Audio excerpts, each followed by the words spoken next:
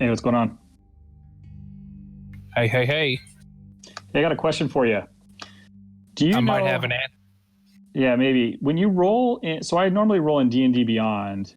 If you roll in roll 20, how do you get it so that it shows like the advantage or the automatic hit? Does anyone know how to do that? Because I've tried changing that in the character sheet, but it's not changing it when I roll. Anyone know?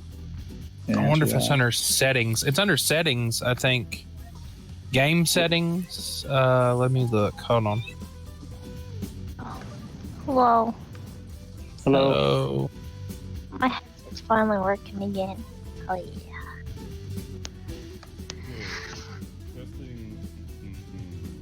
No. Looks good. You don't hear me? No. You got like an echo. I don't hear an echo. Sounds like you're talking in a concert hall or something. No, it's not me. And I don't think it's the acoustics in this room. Unless maybe it's the wall. If I do this, does it increase? Oh no, now I hear it.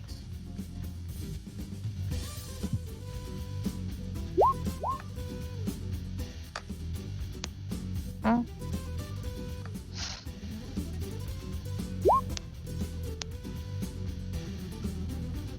Rolling 2d20. I'm just testing something. Yeah. So I was testing it. I couldn't get it to show. I didn't know how to change it. So.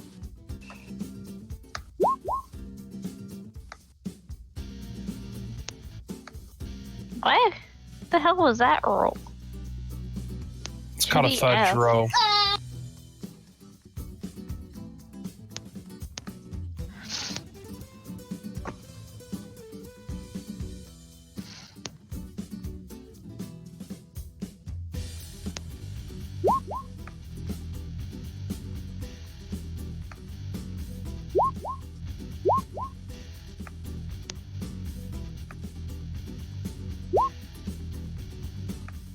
Okay, interesting.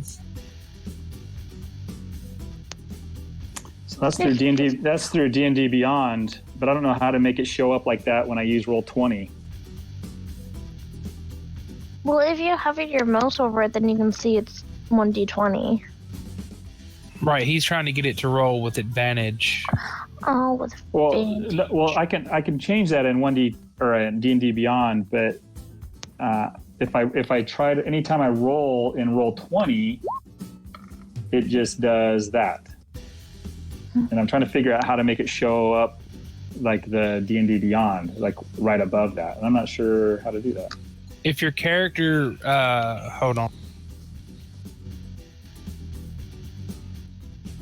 You would click on your, see, my character's not complete in roll 20, but you would click on whatever your spell or whatever is, or your attack, and it should do it that way. And it would do like, every time I've used roll 20, I'd click on whatever attack or something I'm doing, and it'll roll like that. Yeah, I was just trying to do like just a generic roll. So maybe, yeah, I don't know.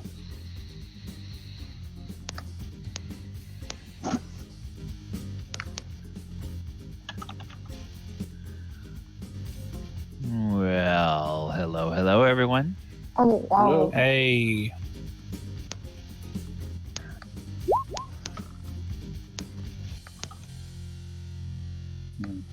Oh, wow. Hello. testing 1 2. Yeah, we can hear you loud and clear. I can hear you. Good. We have sound levels on the Twitch, so that looks good.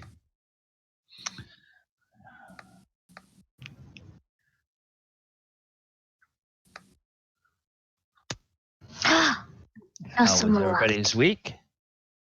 I got food poisoning. Oh no, you got food poisoning. Yeah, it was not good.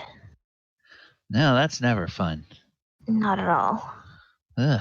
Well, I hope you're feeling better. I am, but my throat is still scratchy because of it. But it's okay. Testing. Yeah, we can Testing. hear you. You're a little quieter than usual, but we can hear you, Vern. My face was turned away. Everybody sounds like a robot on here. Oh, you were sounding like a robot just then for a few Yeah. seconds, and then you cleared up. So that robotiness apparently is on your end. But hopefully it won't be persistent.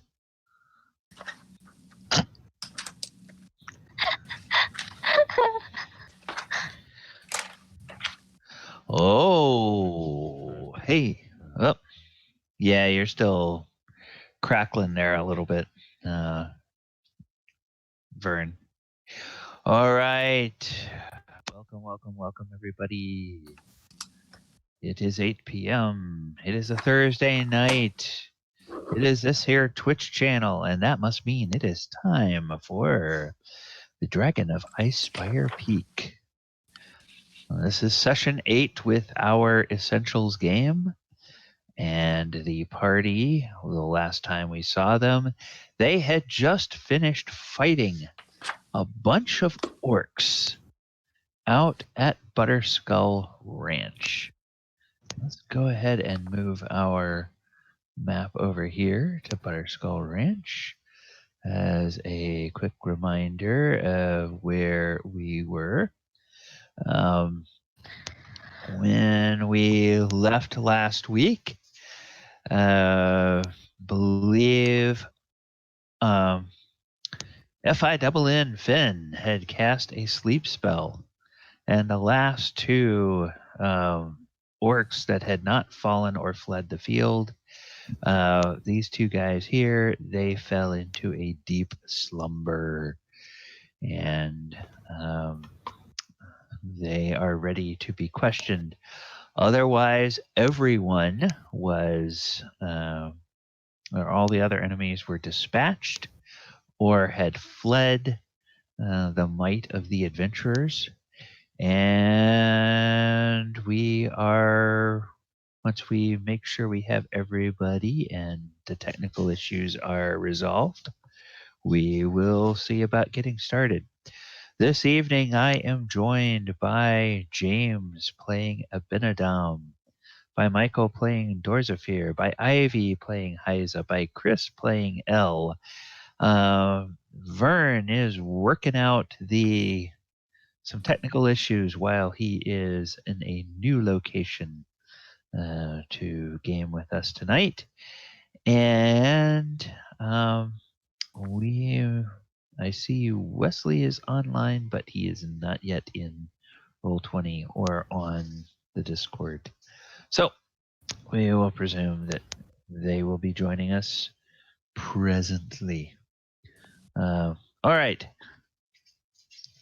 Good evening once again. And I guess we will go ahead and we will start with the folks that we have here.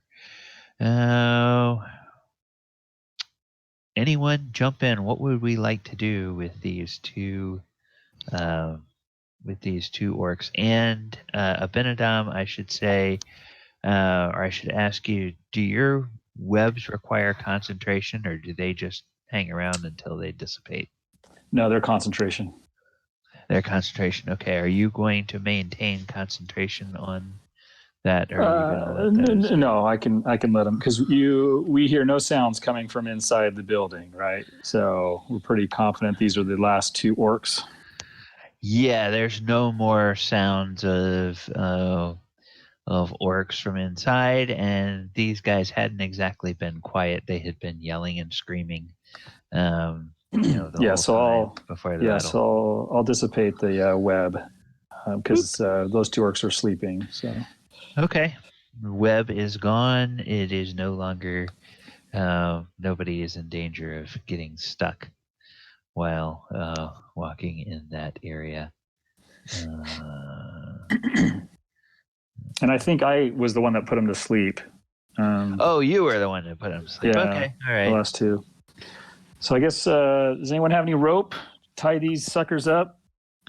But I was gonna suggest tying them up. It's not fair. Okay. But yes, I do have rope. Okay. So Ivy's got rope. And I'll help tie him up. Okay. So Hyza and Hyza and Dorzaphir can go ahead and work on getting them tied up. Meanwhile, Abinadom, what are you going to be doing while they're tying those guys up?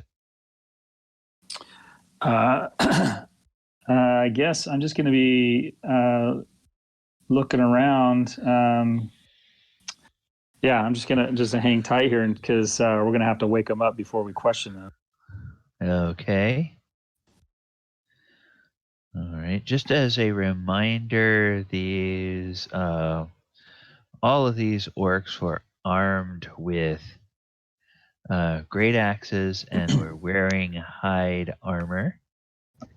And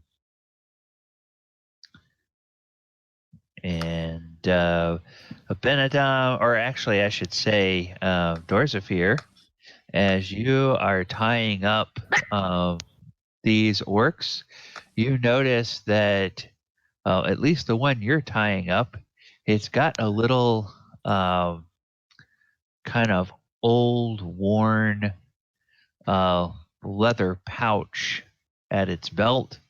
And as you kind of roll it over to tie up its hands, you hear the little clink of coins from that pouch. Yeah, I'm gonna roll sleight of hand to try to swipe that. Okay. All right, go ahead and do that. And Ivy, you notice that the one you're tying up also has a little pouch with coins in it. I want to take it. Yeah, and I guess I will. I guess I will go search the other orcs that are down. Wow. I have a +5. She has a -1 and she rolls better than. Hey, Wow. Dorzaphir's just acting all cool and everything, and just like, they looks over, had thought he had seen a pouch on that other orc, and then he looks over again, and it's gone. And I didn't see nothing. And the cleric is just like smiling to herself. It's like, dang. What a roll. I didn't see nothing. Come back. And Abinadom's going to search these orcs that are dead over here on the west side. Okay. All right. Yep. They all have pouches. They have an assortment of copper coins, silver coins, and a few gold coins in each one. I actually rolled a total and not a didn't roll for each one because that just was going to take too long. So Okay, I can add those to our party loot. Okay, this total may or may not be the actual total, depending on whether Dorzaphir and Hyza contribute theirs to the. Hyza will probably share. Okay, Dorzaphir won't. Okay, well Greedy. the grand total. You don't know that. Actually, You want to make sure? Let me do this. Oh my God! You want to make sure? Oh, yeah. Hey, Hyza, you totally saw Dorzaphir slip that pouch. Okay, so the Hold on. This is about to get interesting real quick. Hold on. No, I didn't. No, you didn't see anything. What are you talking about? You didn't see anything. I guess I didn't see anything. Hey, you two, stop. That was just a trick of the shadows. You didn't see anything. I thought I seen a hand moving. I guess it was just my imagination. You guys stop That's bickering over there. payback.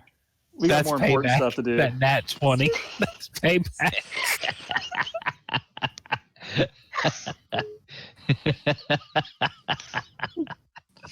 All right.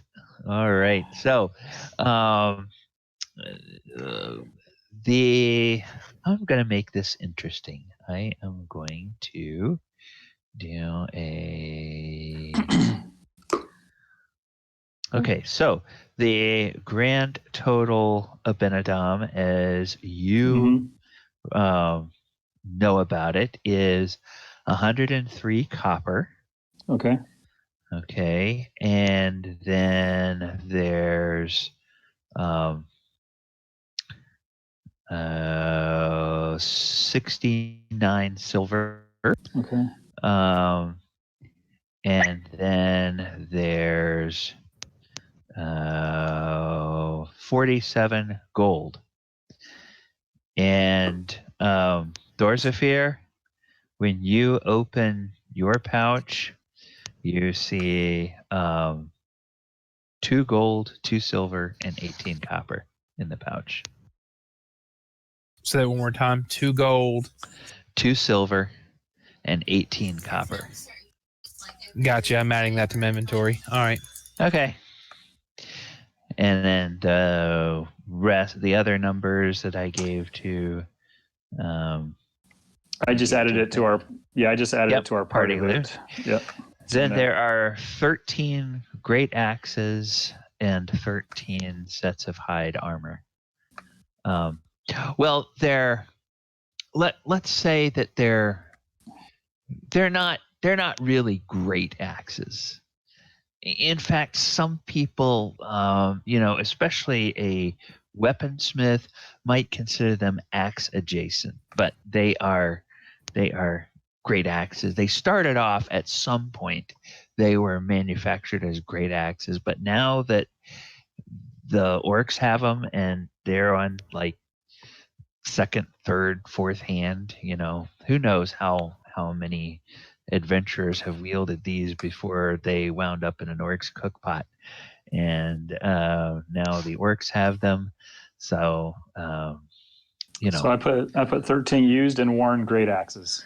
Yeah, and 13. You could probably say 13 used and worn sets of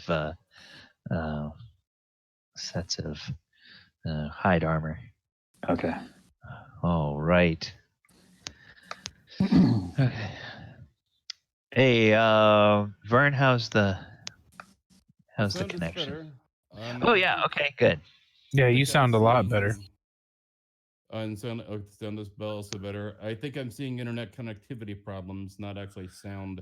Okay. Problems. Yeah, that's it's what it sounded like. The way you were roboting is usually that's a connection problem and not a machine problem. It's dropping packets and stuff like that between you and everyone else, or whoever is roboting and everybody else. All right, so we have the monsters tied up. We have the loot taken care of. Who would like to begin the questioning of these two orcs? As always, to the one that I tied up, I've got my dagger next to his throat. Who wants to slap him awake and talk to him?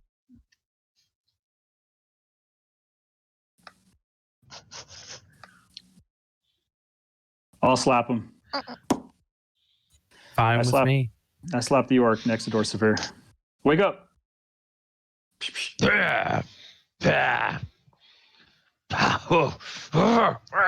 He struggles against his bonds, and he realizes, he says, "Who are you? What you do here? Why you come scare us in our house?" Well, that's a joke. It ain't your house. We here now at ours. Dragon take our den, we take man den. Well, that just answered a lot of questions really quickly. Abinadom?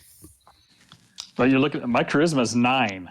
You probably want to pick someone better with better charisma than me. Fair. Well, you. Question. Where's your den located?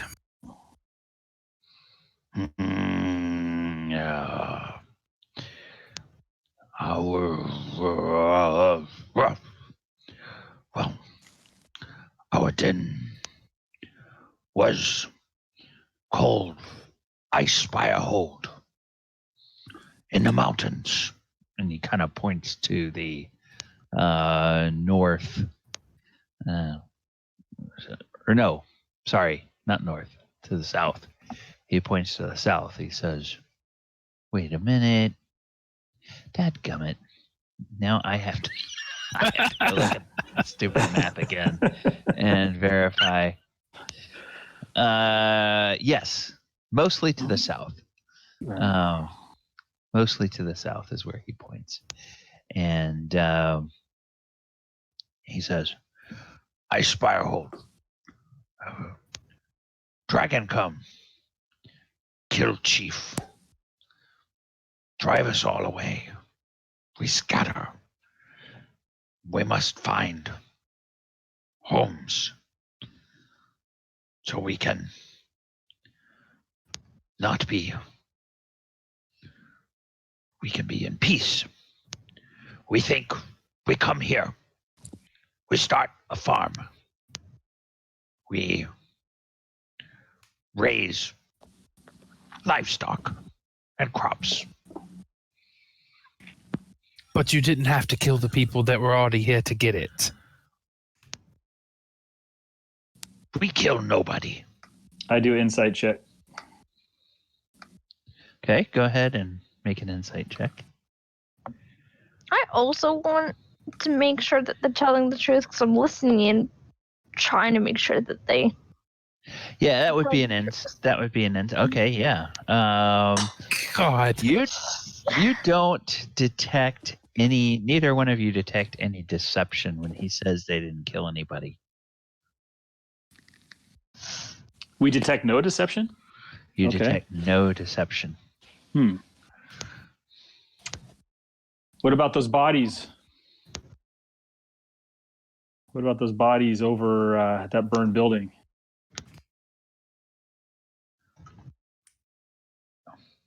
Me know nothing about bodies. Hmm. And you just have the one. You just have the one guy awake, right?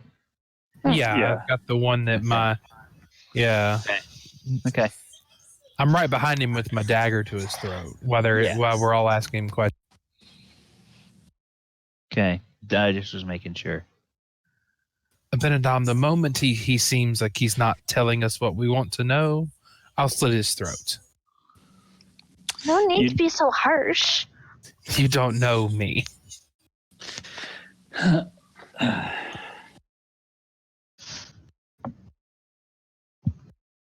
When we saw those bodies over at the other building, how many? There were 2 bodies. I can't remember how many. Yeah, there were And 2 bodies. And they were both human. Yeah. Well, no, there were 3 bodies in total. There was 2 over of 3 them- bodies. 2 of them looked like ranch hands and were definitely human. One of them was a little larger and darker. And now that you think about it, skin tone probably similar to the guy you're questioning here. So Okay. probably was an orc. Gotcha.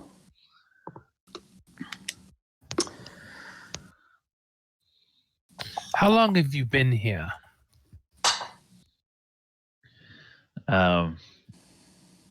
He says,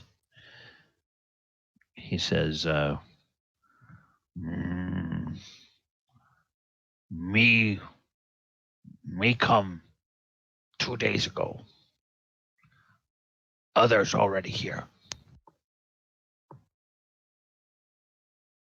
I know they're not the brightest in the crayon box, But my question did you have some deal worked out with the other humans? I mean, for this prophecy? I mean, what's going on here? No.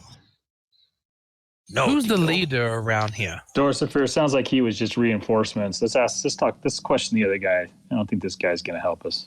Right.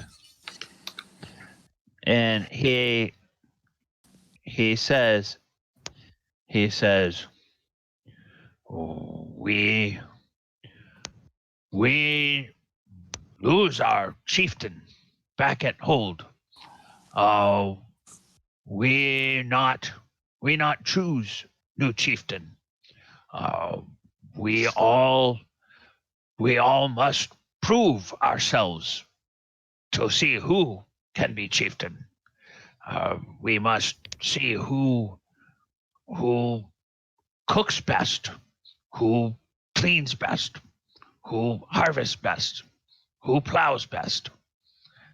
We decide who's chieftain based on who does best job organizing the farm.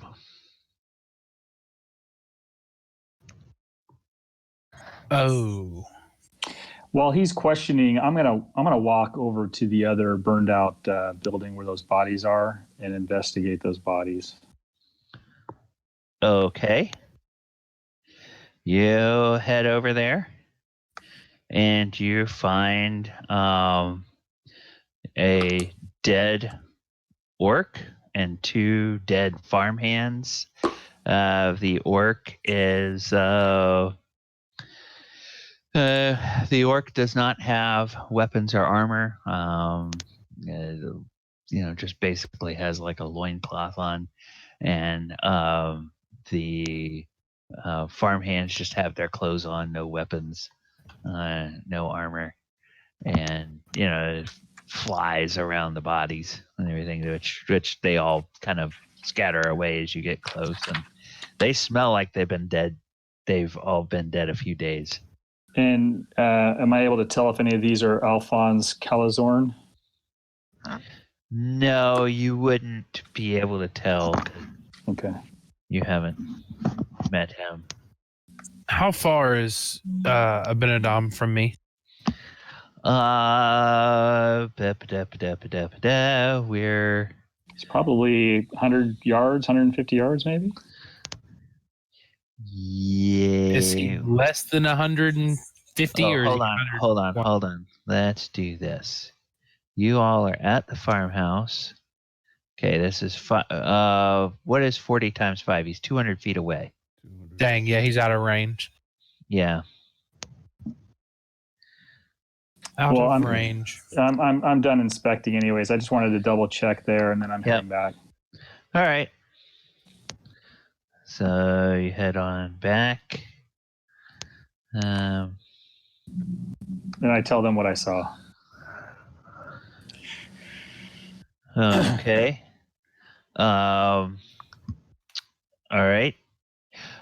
Finn, you're headed around to the cellar entry. Oh, where's the main door? Right where we're at. Yeah. This is a door. Okay. Yeah. Okay. All right. So you go in. Let me go ahead and reveal the inside of this for you. What you can see as you walk in here. You walk into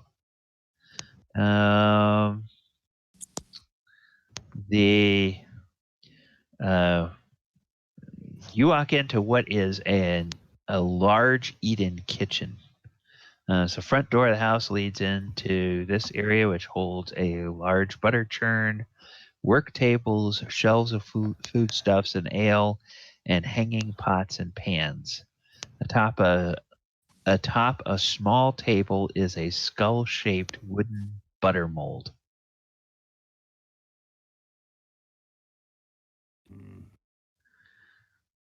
So are the pots and pans shining? Yes, and everything is in. Everything with the exception of a few cups that are half full of liquid, and a couple of plates that have what look like half-eaten food on. Everything else is actually put away, and the floor is swept more or less pretty tidily. You can tell where some crumbs were dropped in haste, just fresh crumbs. It looks like you're like, okay, was there really just a bunch of orcs in here? Because it seems like they've kept the place surprisingly tidy. Already Well, he's gonna surprised get a look me. at himself in the pots and pans if he can do that.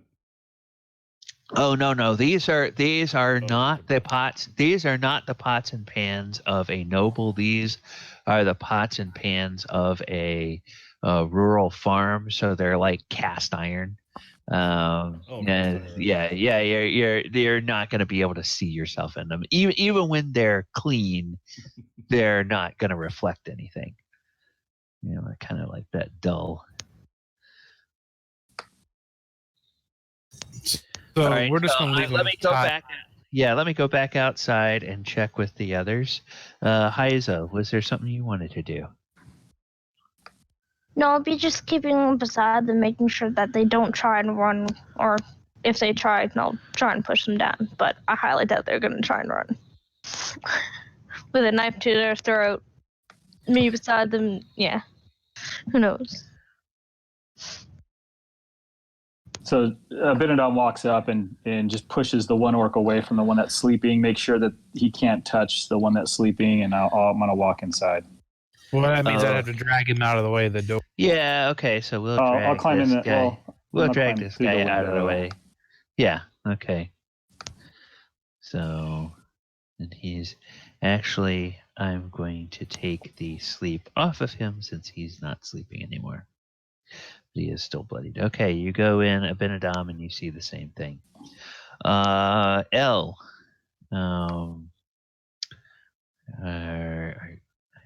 I think Chris is in the. Yeah, Chris is in the chat. Man. Okay. What are you going to do? Because I see your token still over there by the fence line. I'm just laying low, keeping watch. If I see them moving in, I'll move up and move them. Okay, all right. Didn't know whether there was anything specific you wanted to be doing. All right. Let me go back to Finn. Finn, you are going to head through that door. Yes, the great quest for the mirror. Okay. Thing that happened here tonight, baby. All right, let's go ahead and get in here. All right, as you go through that doorway, you see what passes for the dining room.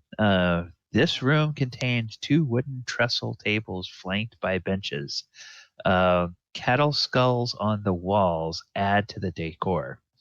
Now, you notice that in here there are also a couple of plates that look like they were hurriedly abandoned, but there are several places set that do not have plates, and in those places there are napkins neatly folded with tableware set out. The plates that are set, there's forks and knives sitting on the plates, and there's half empty cups. A couple of napkins have fallen on the ground, as it looks like clearly people jumped up from the middle of a meal. The thing you notice about the arrangement of the decor is that somebody has painstakingly arranged those wooden skulls in size from largest list along the shelves. So they are going in a particular order. So you notice that. Abinadom's gonna be checking out this other room while he's doing that. Okay, let me go ahead and open up that area for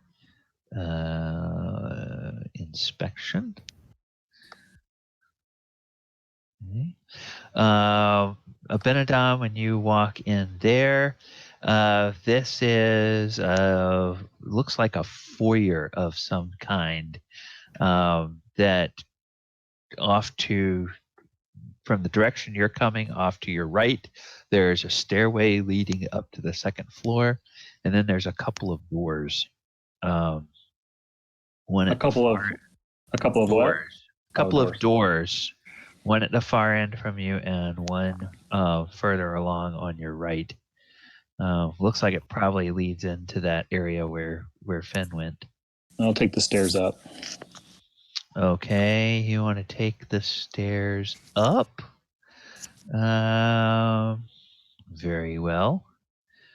You can go ahead and go. Well, actually, I will reveal this area, and then I will move your token up the stairs.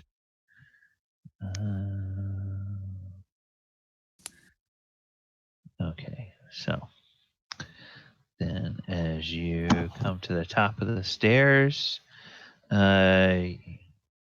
so for everybody's benefit, that would be over here. You come to the top of the stairs, you see a common room. Padded chairs and game tables are arranged around about this room. Set beside one of the chairs in a kind of a rather neat little pile. It looks like actually there's a little box that all the pieces are put in. There's a bunch of dragon chess pieces in a box, and then in another box, sitting on one of the little tables, is a deck of three dragon anti-playing cards. Again, this room is kept rather neat. There is evidence that probably there was some kind of a board game being played, and that was abandoned in the middle of play. But other than that, this room is empty, and the place. So you said I opened that box, right? And I already saw what was in there. It doesn't have a lid on it. Oh, okay. All right. Okay. You can just see what's in it. Okay. And then down this hallway, there are doors on either side. Yeah. So I'm gonna start investigating these while the other guys are walking around. All right. Let's go back outside. Hyza, Dorzaphir, what are you guys doing? We've been having a heck of a conversation. Bickering. Pretty much. It's been mostly in the chat, but we've been having a heck of a conversation. Pretty much theological, apparently, if you want to get down to it. I think I'm just going to knock him out and start I want to look around the house and go downstairs. Because I knew earlier I might have peeked and saw a cellar door, I imagine. Yeah, there was on the far side of the house from where you are, there is a cellar door. Yep. Yeah, so I'm just going to knock him out. I'm not going to kill him. I just take him, backhand him, knock him out, and say bye and run off. The pommel of your dagger into his temple. Yeah. Oh, yeah. Hyza grew on you. Aww. No, I was just pissed and just really didn't care. You just didn't see. You didn't see Dorzaphir's dark side. Okay. All right. So let's go back to Finn. What are you doing? Finn sees one more door worth looking into. Okay. But does he smell something as he approaches it? Does he smell something as he approaches it? No. Oh, okay. Then we'll go into the room. Okay. It is a tiny little. Actually, the marker on the GM layer is so big I don't even know what's in there. I'm gonna guess it's a bathroom. It's a closet. Same difference. Yep. There are shelves holding dinnerware. This dinnerware appears to be neatly stacked. And once again, it looks like somebody has gone through the trouble of organizing everything by size on the different shelves in here. And it's very tidy. It looks like it's being kept very well. There are a couple of windows over here, actually. So I think I hid something that I don't need to hide. Yeah, there's a couple of windows over here, and those look out onto like a veranda, or a little porch that is off of this room. And looks like that's where that other door from where Abinadom was. So Abinadom, you're up here. You want to check from where you are, right door or left door first? The one north of me, right above me, left door. Okay, left door. We'll go ahead and we'll reveal that. This left door. There is a large bed and a bulky cedar wardrobe dominate this room, which also has framed paintings of landscapes hanging on the walls. The bed is neatly made, and the wardrobe is closed. I'm going to go ahead and open the wardrobe. Okay, all right. You open it up, and you see that there's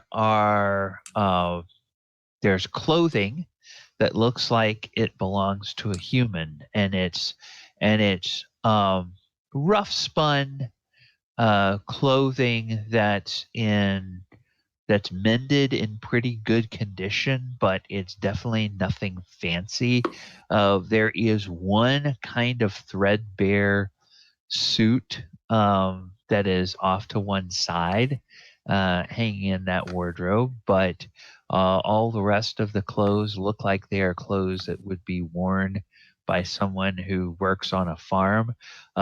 You notice that there's evidence that the clothes have been cleaned before being hung up in the wardrobe.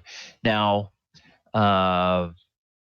these are clothes worn by somebody who's on a working farm, so there's like ground in dirt that no matter how much you wash it, it's still gonna show evidence that it's been dirty before, but it smells clean, even if it doesn't look clean. Okay. And go ahead and give me a perception check while you're there. Oh, I did an investigation check, but I'll do a perception. Oh, okay, that's fine. Yeah, 22, that's fine. While you're in there, you notice looking at the inside of the wardrobe and the outside. There's something kind of funny about the way the bottom floor of that wardrobe sits. Okay, am I able to push it out of the way? Push the wardrobe over to the side? No, but as you start feeling around in there, you realize, there's like a panel that looks like it can be pulled up on the inside of the bottom of this wardrobe. So I go ahead and I'm going to pull it up. Okay.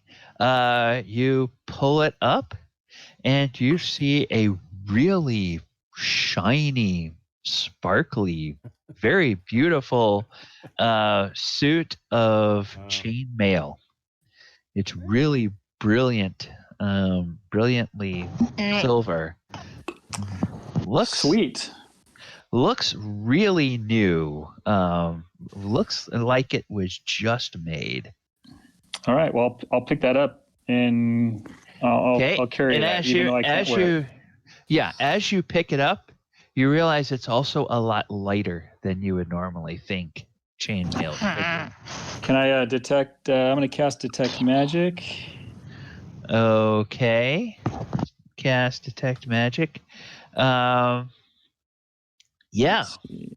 Hold on. Where is it? Okay. All right. Yeah, this has a mild enchantment on it, and you realize that this is an enchanted set of mithril chainmail. Okay. Is that fancy? Yeah, mithril's a light, flexible metal, and it just has it's got an enchantment on it that basically keeps it sparkling clean. Okay. Yes. All right. Well, I'll carry that. Someone will be happy to wear that since I cannot wear it. So. Okay. Then I am going to go back to Dorzaphir. Dorzaphir, you've been waiting patiently. Oh no, it's fine. It's fine. You get to the.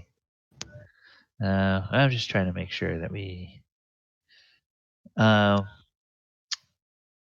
Okay, you see that the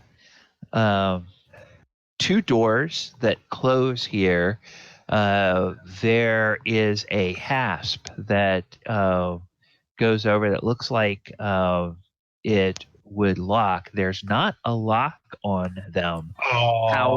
However, the two handles, somebody has taken a 2x4 or something like that and pushed it between those handles so that it keeps the doors from being opened from the inside, keeps anyone from being able to push them open. Yeah, you'd have to remove that 2x4 from the outside before you could open the doors. Okay. I just want to pull the 2x4 out so I can open the door. Okay, you pull it out, you open the door, and you see the cold storage cellar. Let me go ahead. The cellar has a dirt floor, walls of mortared stone, and an 8-foot-high plank ceiling braced by wooden pillars. And I will go ahead and show you what that looks like over here. Abinadom goes high and Dorzaphir goes low. Yep. Yeah, looks like you might have some prisoners down there. We'll find out in a second. Yep. And I'm just going to move you after I get It's fine. Come down here. You see tied to a chair is a large figure with a burlap sack pulled over his head. Shelves along the walls are lined with skulls made of butter and protected by a thin coating of wax. And everything down here is tidy and neat. And you see a small table pulled about 5 feet away from the chair where this figure is. And on that table is a pitcher of water and a loaf of bread and a bread knife. And it looks like about half of the loaf has been cut. And there's evidence that and there's a little bucket that has the odor that it's probably used for relieving oneself, but it is empty at the moment. So they're taking care of this prisoner. I want to cast, instead of getting right up on them, I want to cast Mage Hand and remove the burlap sack off there. Okay.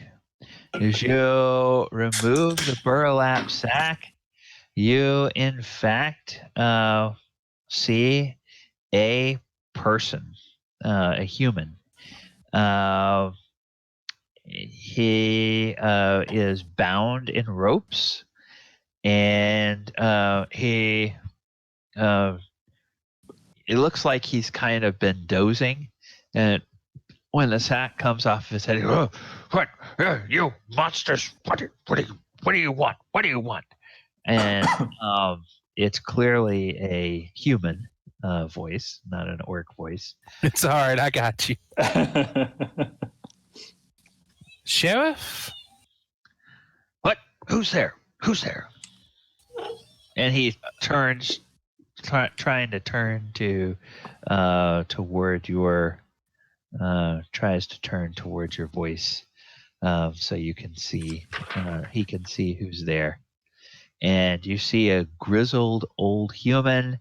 He's got, shows evidence that he's had some bruises, and some minor cuts which are healing. Doesn't really look like he's had much medical attention, but it just looks kind of over time on his own he's been healing. But he struggles against his bonds, and you can tell that they've kind of dug a little bit into his flesh, and there's some chafing around the ropes, but other than that, he's he says, what's going on? Did the orcs send you here?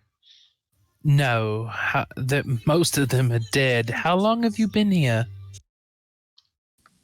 Oh, gods, close to a 10-day. Damn.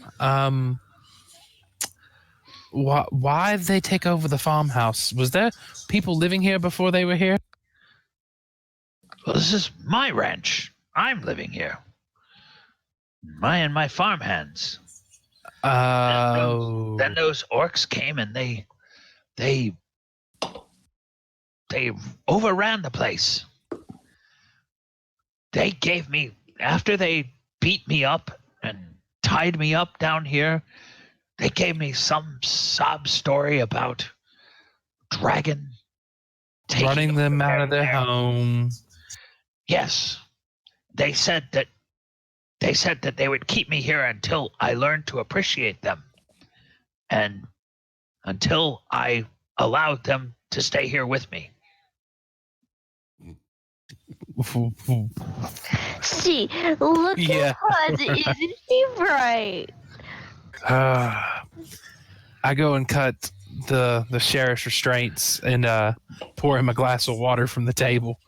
Okay, it takes about a minute to do that, and he flexes his hands, and clearly it's been uncomfortable being tied up. Like, oh gods, I'm not sure I can ever move again. You don't have a healer with you, do you?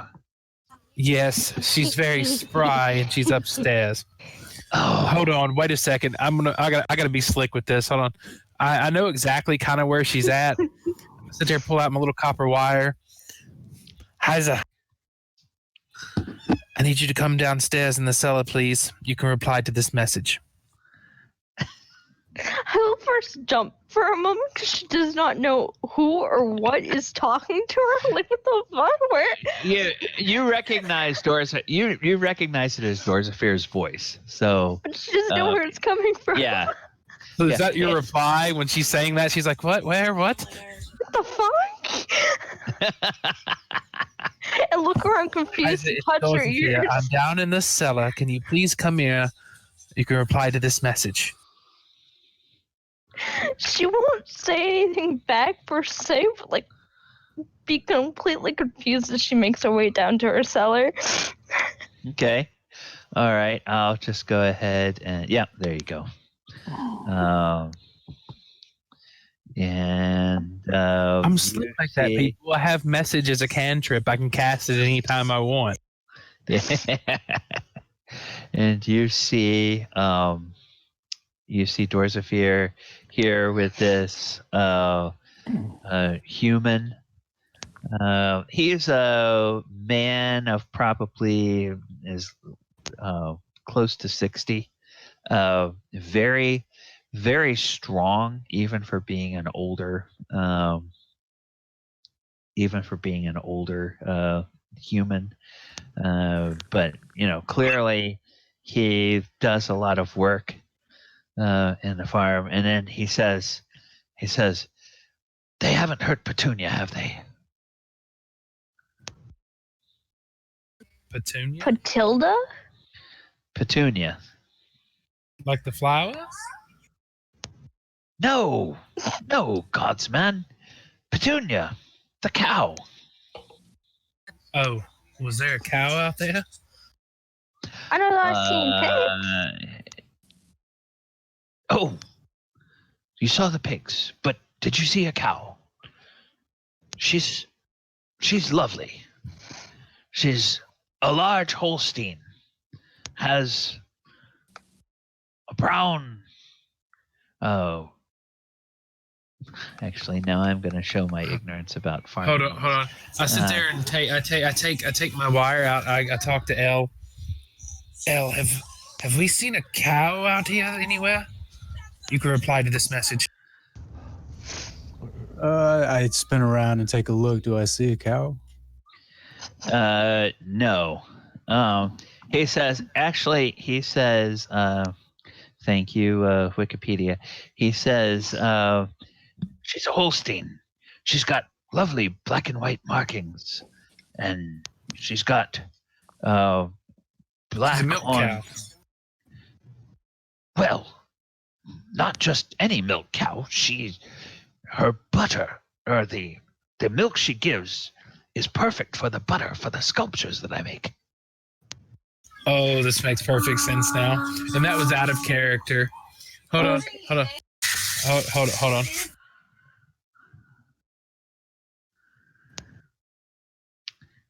And I don't know whether I mentioned it to Elle or not, but Elle did not see any cows. Right. Do brown cows give chocolate milk? Oh my god. And he looks at you and says, "You don't get out very much, do you?" I have to agree with you there, sir. I don't. I just pat Hyza on her little head. Yes, Hyza. That's where chocolate milk comes from. Gorrim says she be a bright one in battle, and she brave, but she a little daft. There's Gorrim. Welcome. I've been here. I didn't want to interrupt in the middle of your thing there. I apologize. I fell asleep. Oh, on the you're couch. good, Wait for brother. the game to start. I could imagine you coming downstairs with me. Yeah. I'll go ahead and move you into the cellar, Gorrim. So there you are. And yeah. So this man, he sits there, and he Hyza, you can see that he's got some bruises on him. The most significant injury he has is kind of rope burns around his wrists, and probably there's going to be some around his ankles as soon as no, I guess Dorzaphir's probably got. Yeah, I cut all of his bindings. Yeah, I made sure he was free to move. Yeah, you can see some rope burns around his ankles as well, where he's been tied to the chair and his bonds are tied together. But he's maybe a little bit underfed, but clearly they've kept water and bread down here, and he's not starving. So, Hyza, do you mind using your holy magic and just helping this gentleman out real quick? I'm just no service. Please and thank you would be kind of nice. Please? Thank you? I mean, well, he's the one that would say thank you. I'm just the one that says please. I mean, I'll give you a gold. I mean, to your god. I mean, would you like a gold? I mean, no, please? I do not want your bribes. She'll roll her eyes and go over to the human that was sitting on the chair and cast cure wounds on him. Okay. All right. So Wow. 11. All right. Well, he's actually. He's actually still bloodied, but the worst of his bruises go away, and so he says, "Oh, thank you very much, Miss. I'll be. I think I'll live now. So you say you killed the orcs? All but 2 of them. I had to stop Gorrim from trying to gore them, literally. All but 2. So they told you the same story about the dragon, did they? More or less. Do you think it's true? No, very much so. Oh, dear gods. Well, then that means we have to hurry and find Petunia. I message Abinadom real quick. Pull out my wire. Okay. Abinadom, have we seen a cow? You can reply to this message. Go again. I don't remember seeing a cow. No, you guys haven't. And speaking of Abinadom, you walk across the hall, and there are bedrooms that contain 2 beds and 2 footlockers. Each footlocker contains neatly folded clothing and worthless personal effects. The beds look like they are well made. There's also bed rolls on. There's 1 bedroll on the floor in this room, and back in the other bedroom, the large bedroom where you were, there were 2 bedrolls on the floor, and then I should say out in this large upstairs area, there was about 8 bedrolls that have been rolled up and set neatly against the wall, along with like some makeshift bundles that are probably used as pillows. Okay. Yeah. Didn't realize orcs were so neat and tidy. Or we've got a lot of missing ranch hands. Yeah. And then these 2 rooms are exactly like the one you just were in, with the 2 beds and the 1 bedroll. And then here, okay, I'm just going to open this whole area. To your south, below you, is a closet, which contains a mop, a broom, and a bucket, and a dustpan. And, it's everything is there. And you go into this room to the north, and it looks like an office. And this is the only room in the house that you've been in where it doesn't look tidy. There's a large desk which is buried under stacks of ledgers and papers that, if you just glance at the top of them, it looks like he's got a chronicle of transactions of like when he sold how many. He calls them Butterskulls, and then how many units he sold and which shops he sold them to and whatnot, and a record of the dates and the amounts. And it just looks like more of that. And it looks like these are just kind of sort of tossed wherever he can find room to put them. And yeah. And Okay. so this is, like I said, this is the only room in the whole house that you see that is not tidy. Okay. Well, my passive investigation is 16, but my rolled investigation was only 9. So. Okay. Yeah, you notice that there is a sack, a small sack that's under the paperwork on the desk, and it clinks with coins. And you look in there, there's a number of gold and silver and copper, and I won't give you the totals unless you plan on dumping them all out and counting them. Yeah, I'll just leave it there. Okay. All right. And I'll make my way back downstairs. Okay. All right.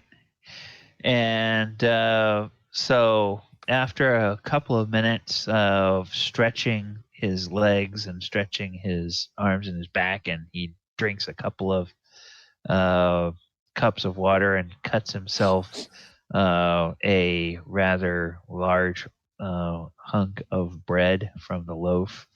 And he bites into that, and he kind of makes it, it's a little stale. Normally they don't let it get stale. And then he stands up and he says, "Oh," and he looks a little bit wobbly on his feet, like he hasn't stood up in a while. And he kind of goes over and leans on this pillar here, just to steady himself. So,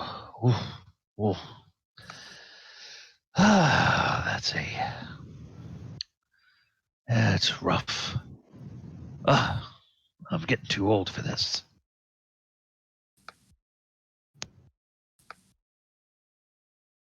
And as I'm making my way down, I find that they're in the cellar, and I join them down the cellar. Okay. Oh, you guys found someone down here. The shiny. Oh Lord. Duck. Have you worked that out of your system yet, Abinadom? Oh, is this the guy we're looking for? It's the sheriff. Yes. I'm sorry. My name is Alphonse Calazorn, but most people just call me Big Al. Nice to meet you, Big Al. And as he stands up, you see that he is like 6'5", maybe. Jesus Christ. Maybe 250. Hardy guy. Actually, probably after 10 days down here, he's probably more like 235. Like I said, not malnourished, but definitely hasn't been eating. Three squares a day. Mostly been bread and water for the last few days. But he's a big guy. Well, your house is clear of any danger. Oh, gods, I can only imagine what a mess they've made. How many ranch hands did you have here? They are filthy orc. 5 ranch hands. I don't know if any of them managed to get away. I told them all to run for it if they could. Didn't one of them make it back to the town though? One came to Fandolin, didn't it? Wasn't that a ranch hand? Yes, it was a ranch hand that came to Fandolin and told the town master about what was going on. And can I tell from the chainmail that I found that it would fit this large human? Oh yes, it would. So I suppose this belongs to you. Well, I guess I ain't getting it. Sorry. And he says, "Oh yes, yes, that is That's it. That's it. I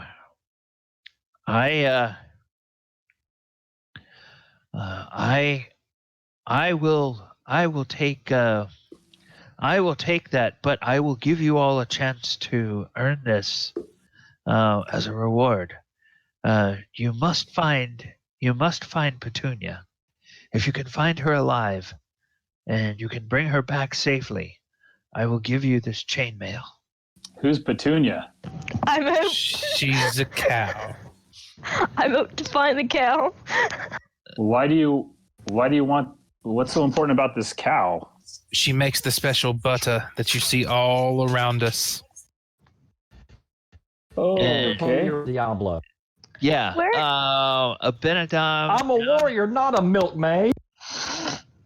Abinadom now and Gorrim, now that you're down here in the cellar, you see the shelves along the walls are lined with skulls that are made of butter and protected by a thin coating of wax. Where was the And last? and Abinadom may have remembered when he walked in the kitchen, there was a wooden mold in the shape of a skull, a wooden butter mold in the shape of a skull. That was in the kitchen on the first floor of the house. Oh, was I in the kitchen? Well, you walked through the kitchen. I did. Yes, I did. I came down Yeah. through the stairs. Yes, that's right. Okay, sure. Well, we could take a look. I didn't see a cow earlier, but yeah, maybe we'll see a cow. Where do you normally keep this Petunia? In the barn. And then he The barn.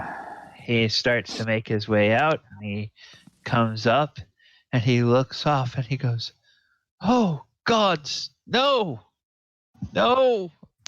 and he kind of steadies himself, and you can tell he's looking off in the direction of the barn, which of course across the pond, the barn is all burned down. And then as he turns and he looks in the direction of the smithy, he sees that that's burned down as well. So he's looking off this way, and then he's looking off this way to see the barn. He's like, "Oh no!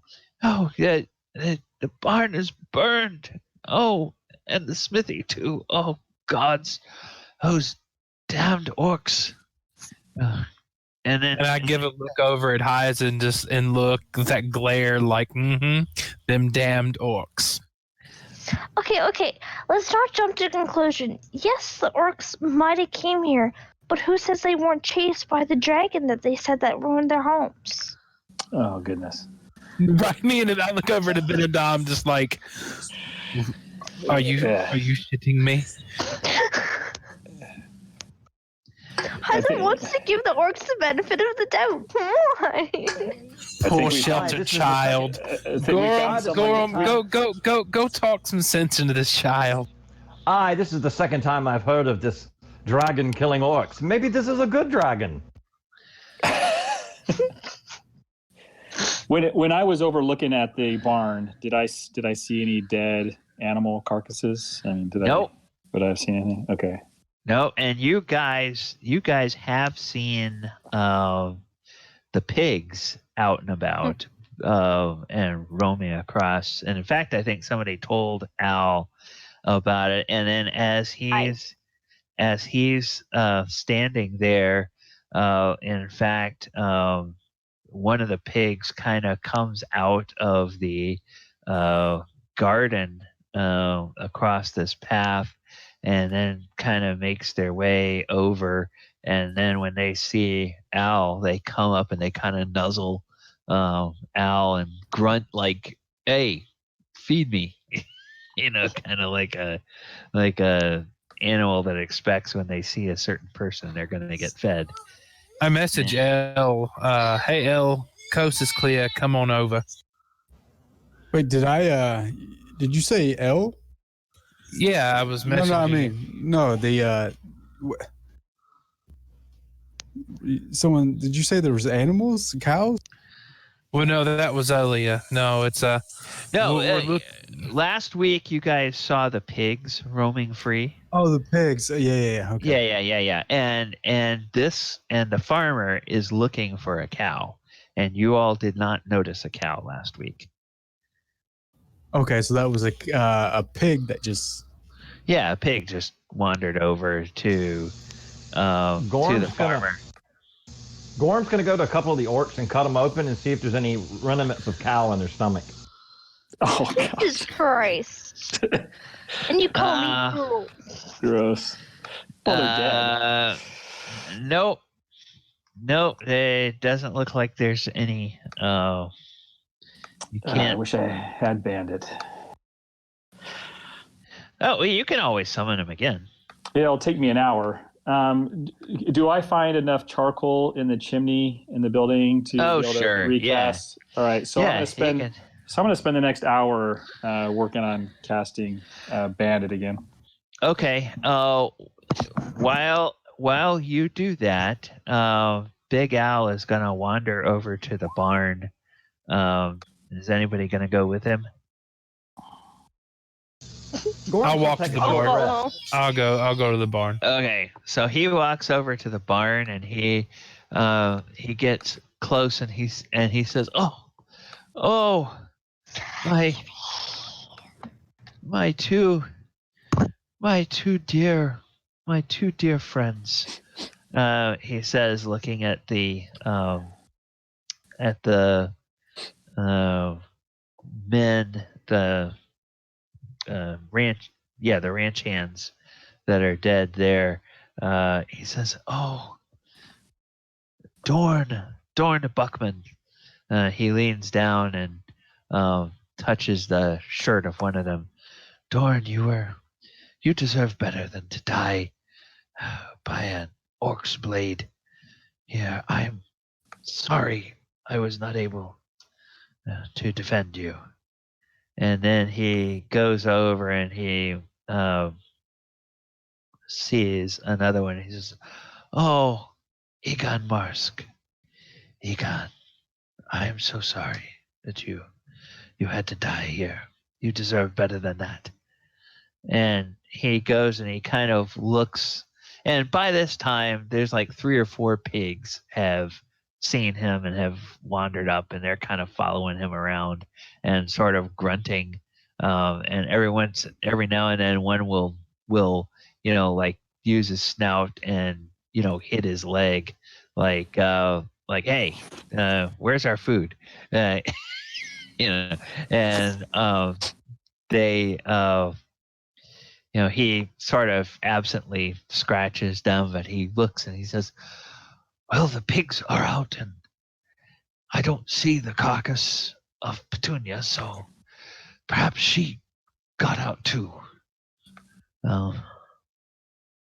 Perhaps she's here in the countryside. You all must go find her." And then he heads back and he comes back to the farmhouse. Okay, now you still have one that you've left tied up and sleeping right in front of the door. So what are you going to do? That's where Finn was going. Okay. I put it on. I put it on there. Finn is frustrated. Oh, okay. And so I forget which one. It's the one by the door you said? Well, this one they briefly woke up and then they knocked it out again. Okay, that's not the one. And then this one has not been awakened yet and is still snoozing from a Abinadom spell. So you can wake him up if you want to and question him. Okay. Look, friggin' tea party work. Where's it? What? Where's it at? Where's what? Where's what? What? Look at me. You know what I want. What? That we haven't stolen anything. Yeah, and you keep it in a real nice place. Though, where's it at? Where is what at, man? The obvious solution, the mirror. Oh my god. The mirror?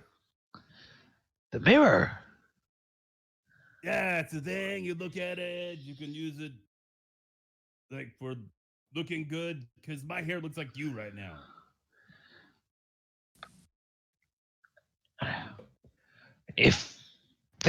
No, it does not. You look ugly human. if your hair looked like me, you would be beautiful orc hair. You have no beautiful orc hair. Pah. Yeah, I do look like an ugly human right now because I need to fix my hair. Pah. We are farmers. We're not stylists. Go to Waterdeep if you want. Stylist. Don't want to start. You're telling me you don't have a mirror. You got all this place stacked real nice. You got a whole orc tea party going on in there. Look, where are you people from? You're weird orcs. Icespire hold. Chieftain was killed by dragon. Dragon drove us out. We come here.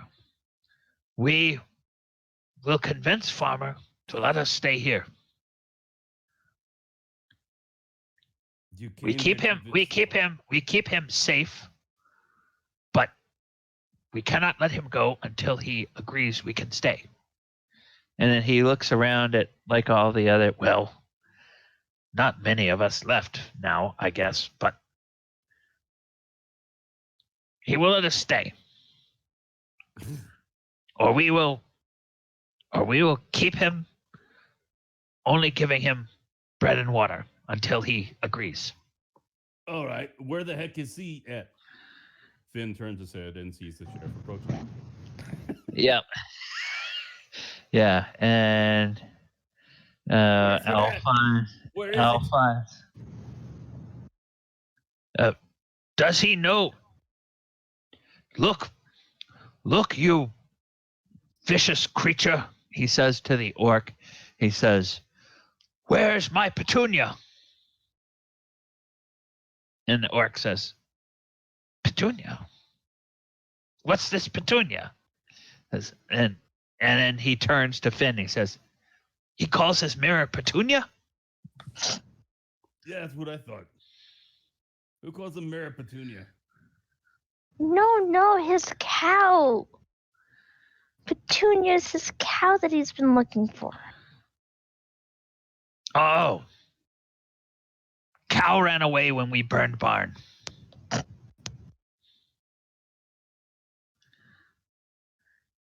In which direction? I don't know. It was a cow. It just ran away. Like all the pigs, ran away. And then he sees the pigs. See, pigs come back. Cow will come back. Unless dragon eats it. You know, pigs and cows, they're really good if you want to have a farm. And like horses They and are. stuff. You're not They supposed are. to conquer them Oh. and have a tea party inside. Oh. Gorg not know that. Yeah, apparently none of you know that. Well, we decide we're going to choose leader among who keeps best house.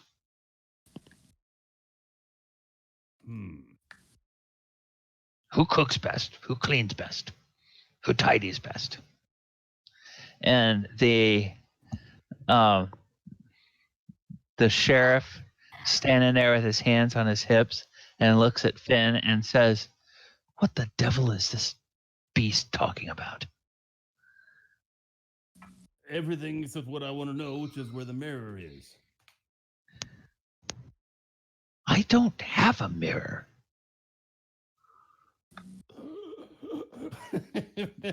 It's like, you don't have a mirror? No. Bro. Don't you adventurers, don't one of you have a mirror in your pack?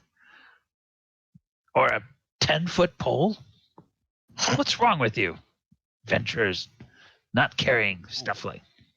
I'm gonna look at myself at a 10-foot pole. Oh, amateurs. He just, slaps his forehead with his palm, and he looks at the orc. He says, you are serious when you say the dragon took your lair? And the orc nods. Yes, kill chieftain. We have nowhere to go. Too many humans, too many elves, too many dwarves living out here now. No place for us. So we decide we're going to live with humans. We're going to learn ways of human society. We be farmers. Me not know you need pigs to plant crops. Me sorry. Would have kept them safe if we knew that. And the sheriff just sort of shakes his head and goes, "Oh gods." And then he says to Finn, he says, "Can you get him out of the way so I can see what the inside of the house is like?" And Gorham's going to ask the sheriff, "Are you going to take him to town and string him at high noon tomorrow, or do you want me to just go ahead and kill him now?" And he turns to the dwarf, and he says, "I haven't decided yet, but no, don't take any rash actions now. There's only 2 of them alive, and they're both bound." Throw them in the cellar there, Gorrim. Well, you're looking pretty wait. big guy. I think you can keep him in the hand. Why don't you replace the people that you lost with him? And so he goes in there, and he steps in, and you hear this gasp, and he's like, "What the devil has gone on here? Oh my gods! Oh, who cleaned up in this place?" He comes to the window, and he looks straight at Hyza. And he says, "Were you responsible for cleaning this up?" Oh, yeah, point out the only female in the party. Great, thanks. No, once we got here, the place was already cleaned. My assumption is that the orcs did it. And then he walks back to the door, and he looks at the orc there, and he says, "Are you responsible for this place being so clean?" And he says, "Not Gorg alone. All of us help. We all keep place tidy. We know that you get tired of having bread and water only. Eventually, you tell us we can stay, and when you come up, you see we have place nice and neat and clean." And he says, "Well, yes, that is all well and good, but you still killed my ranch hands. They draw weapons on us. They hack at us, so we hack at them. Please tell me Dorsey doesn't hear this. They fall down. You tougher. We hit you a few times, and then we knock you out." See, Gorham says, "See, he admits that he's a murderer. We should kill him now." He looks at the sheriff with his accent. He says, "Oh, gods." Abinadom overhears this and says, "You guys ought to check upstairs. It's tidy up there too." And he says, well, the dwarf says I should kill the orcs, but then a dwarf would say that about any orc. And then he goes and he looks at Finn. He says, "What say you, Master Bard?" What do I say? Well, the first thing you got to do is buy a mirror. Not these two guys. Jesus Christ. What's up with the Not mirror? these two guys. Use your friends wisely. That's what I always. That's what I always say. And then that part after that moment of awkwardness. and then he steps out and he comes over and he looks at Hyza and he says, I see your holy symbol. What does your god tell you? You heard these orcs say they killed my farmhands. So the dwarf is right. They do have blood on their hands. And yet, the floors have not been that clean in 20 years. We all have done our wrongs in the past, but what matters is the rebirth of the possible ways that they could have. They want change. They are willing to do much for that. So I would say give it a chance. And if anything does go wrong, you can still call on people to be able to help you, and hopefully they'll have a mutual agreement to move it. You're leaving a few hands anyway, so maybe they might be a bigger help. It's a win-win situation. Here's how to make them pay penance. I've got the perfect plan. Let them put your farm hands to rest. Let them dig their graves, lay them to rest, and then work for you on the farm. That way they can come to repentance. Is I guess what Hyza would say.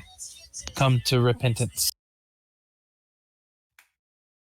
And he looks at Dorzaphir kind of thoughtfully. Then he looks back at the orc and he says,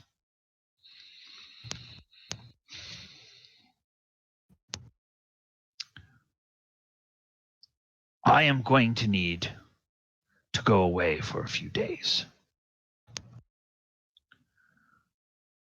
While I am gone, you and the other, and he indicates the one that Dorzaphir knocked out again, you and him will do as the human says.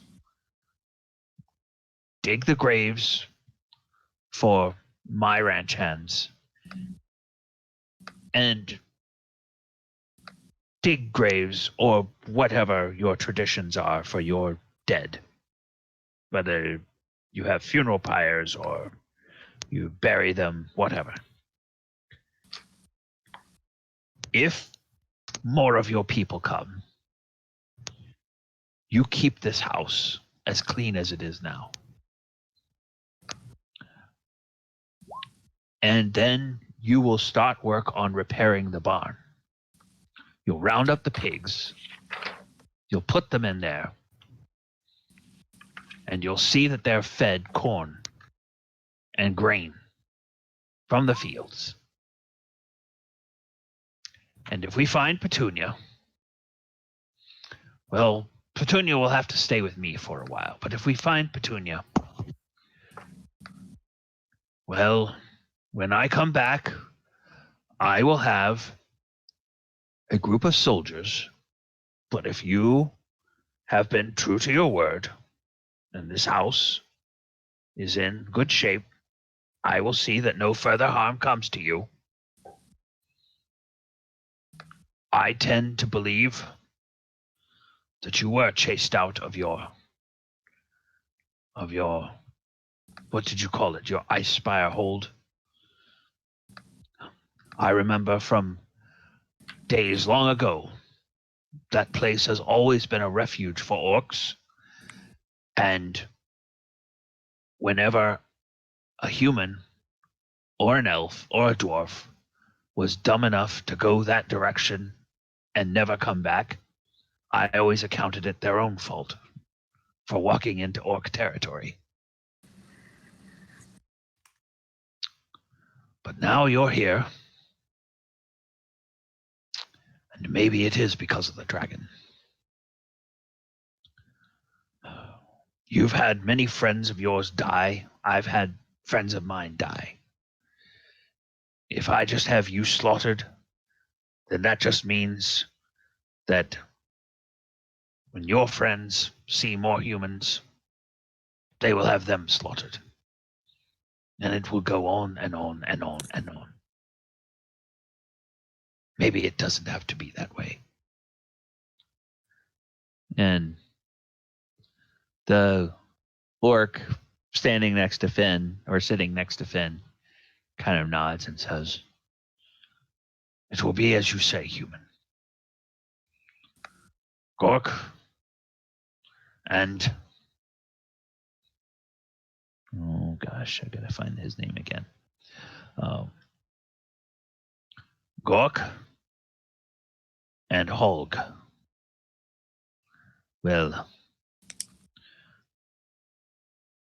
we will begin the work of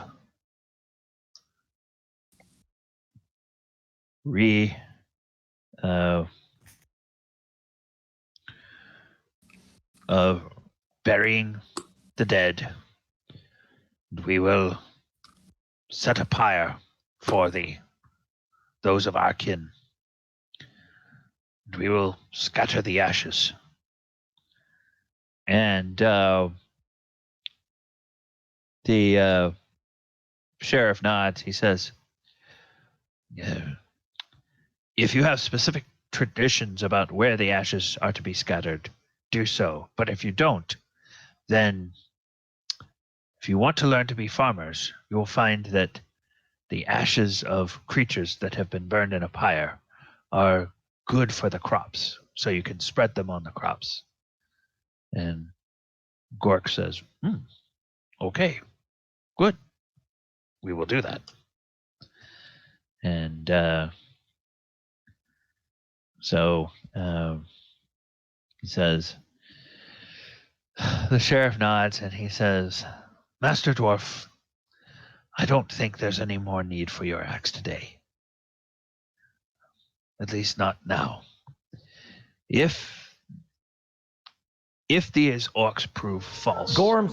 Gorm just interrupts him and says, "Fools, all of you fools. I will dance upon your graves and I will tell your families I told you so for lying with orcs." And he spits on the ground and walks out of the room and the building and refuses to return to the farm. Okay. All right. I shall not bed with orc. We're already out of the building. Yeah. He walks away. Yeah. He'll get over it. Just let him have his moment. And Alphonse looks at the rest of you and he looks at the orcs and he says, "Your friend could tell you that his people have fought against orcs from as far back as their lore tells them. They have a true hatred for orcs." And the orc next to Finn nods and says, "Yes, we don't like dwarves and they don't like us. There was some conflict, I believe, a shaman once told me, that goes back as far as Grumsh and Moradin. Although I don't know all the details. But it's in our bones to hate his kind, and in their bones to hate us."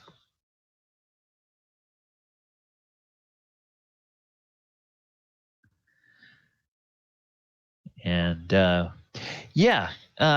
Finn, now that the orc mentions it, there's a number of song cycles and tales, and they're fairly general, but it mainly has to do with Moradin's love of creation and order, and Grumsh's hunger for battle and destruction. And it's kind of the stories often will set up the orcs and the dwarves almost like as two sides of a coin. And in some of them, it shows how order is required to, bring peace to extreme chaos. And there are a few of them that actually talk about how tyranny is allowed to set in and order is imposed, and the people who are so seduced by order cannot see the tyranny for it until something like a band of orcs comes in and just rains chaos on everything. And then after they fight off all the orcs, they realize how horrible it was under the tyranny they had. And so in some cases, it's almost how you need that destructive chaos to open your eyes to how horrible the tyranny that you've been dealing with has been.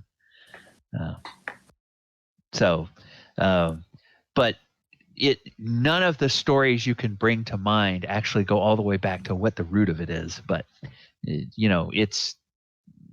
that's deep in the lore of the Forgotten Realms.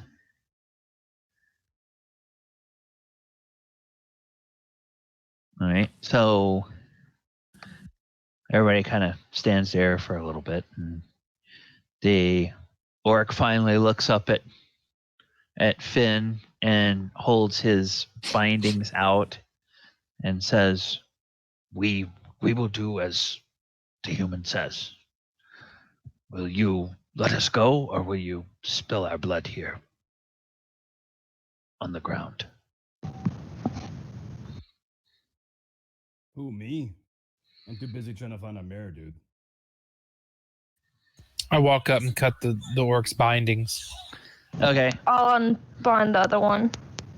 Okay. Not cut it, untie it. Yeah, okay. All right. Okay, so I guess I need to get this off. Are you going to give them any healing, or are you just going to let them heal on their own? They'll be fine. They're orcs. Okay, all right. They'll live. As you untie this, when he wakes up and he sees that you're untying him, and he looks, and his friend over here on the stairs says something in Orcish. Does anybody here? Do any of you understand Orcish, other than Gorrim, who's probably too far away to hear?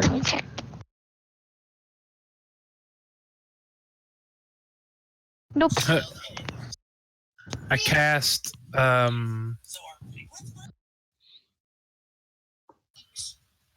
comprehend language.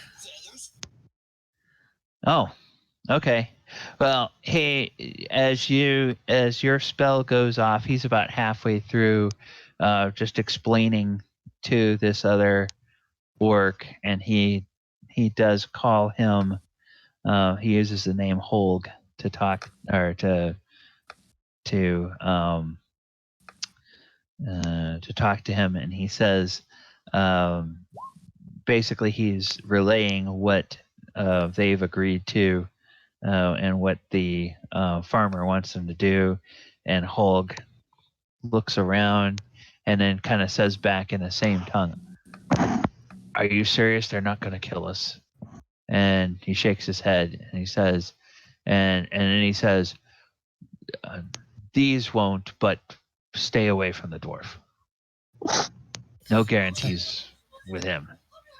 I look over at the other one in common and go, "You've got that right." And he looks at you a little surprised. And he says, "Smart human. No true language. Orc tongue."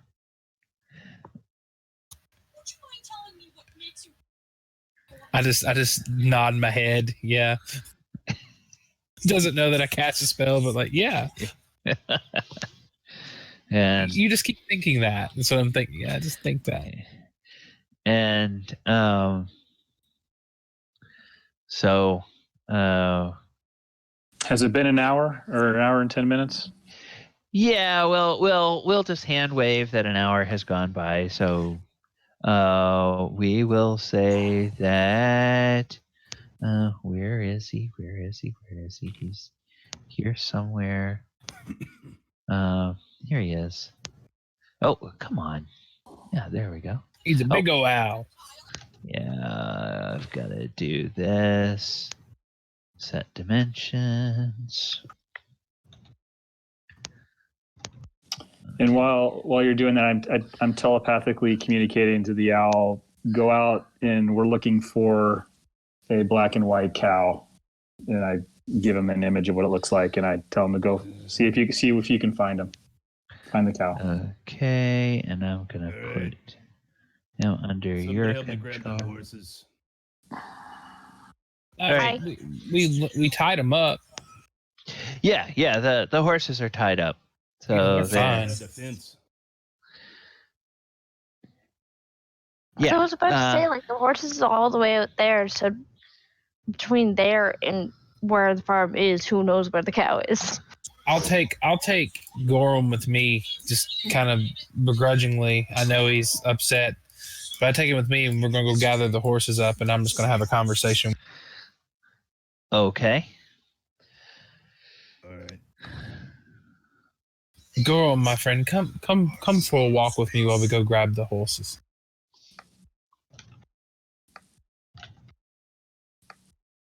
And I guess he's quiet. He's that pissed.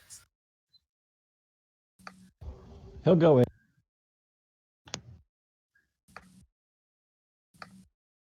I'll write it in the chat so that everybody else can do what they Okay. got. Okay. Well, what's everybody else doing? Abinadom, you're sending Bandit out to fly around. L, anything that L is doing in particular? Yeah, during some downtime here, I'm probably going to go around and pick up any useful bolts that I fired. That I kept. Okay. Yeah, you I kept recover record of about it. half. Okay, yeah, you recover half of them. Okay, cool. Finn looks for a hat. Finn looks for a hat. If you go inside and you go up to the one of the ranch hand rooms, you'll find a hat hanging on the wall. It's got some old dried sweat inside it. Clearly, it's been used by people working on a farm, but it's a hat. It's somebody else's sweat, not your sweat. So.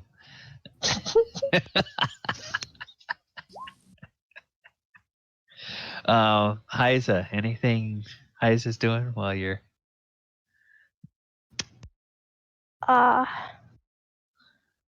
After all the fighting, seeing how they have a little bit of downtime, even though she wants to go look for a cow, lots of the party had already split up. So she doesn't want to move. So she'll just sit down on the steps and clean her shield with a piece of cloth that she found inside the house to make it shiny again. Because she don't want any blood stains. No. Okay. All right. And we'll actually move the camera over to the conversation that Dorzaphir and Gorrim are having. So you guys can go ahead and put that in the do that in the Discord, so you don't have to keep typing it all out. Speak. Oh, got you. Gorm says you're all fools, every last one of them, to trust a bunch of orcs. You'll be ending up with an orc back in your back. Sure as the sun will come up tomorrow. Oh, go on, my friend. You do know that sometimes in certain situations you just have to trust me. I feel you, my friend, because I literally wanted to put the knife to the throat and just take it out. But I had a second thought, just that the sheriff was right. I mean, that's why I came out and said if you make them pay penance, dig the graves, put them in there, pay for what they've done, and give them a chance. We've dealt with a lot with this damn dragon. They've been forced out of their home, and now we know where the dragon's at. So it's a win-win for everybody. I still say it's a wise dragon to be killing orcs.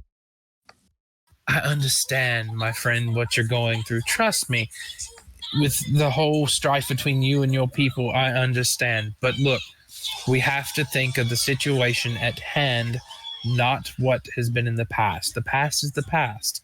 Let's look at That's right. interesting. What race is Dorzaphir again? I'm human.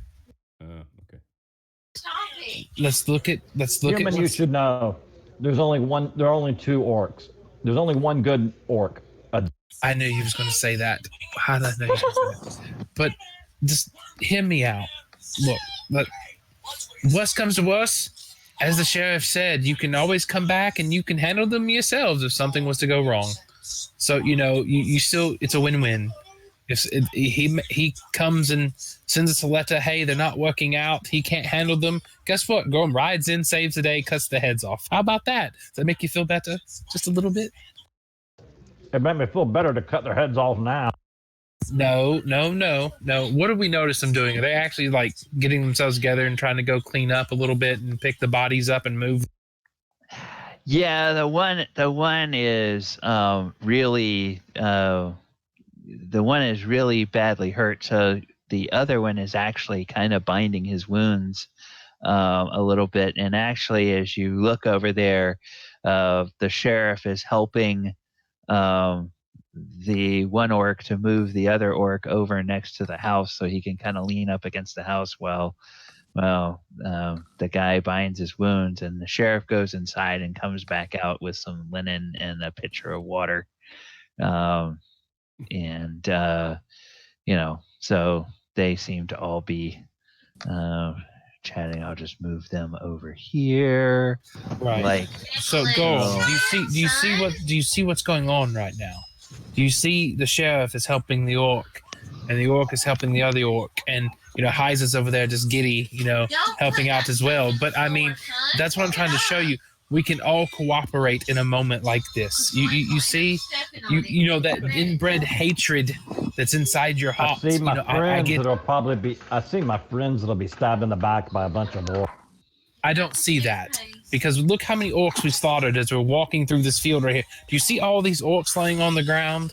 Say that to your women who have been raped by the orcs and had their half orc baby. Jesus Christ.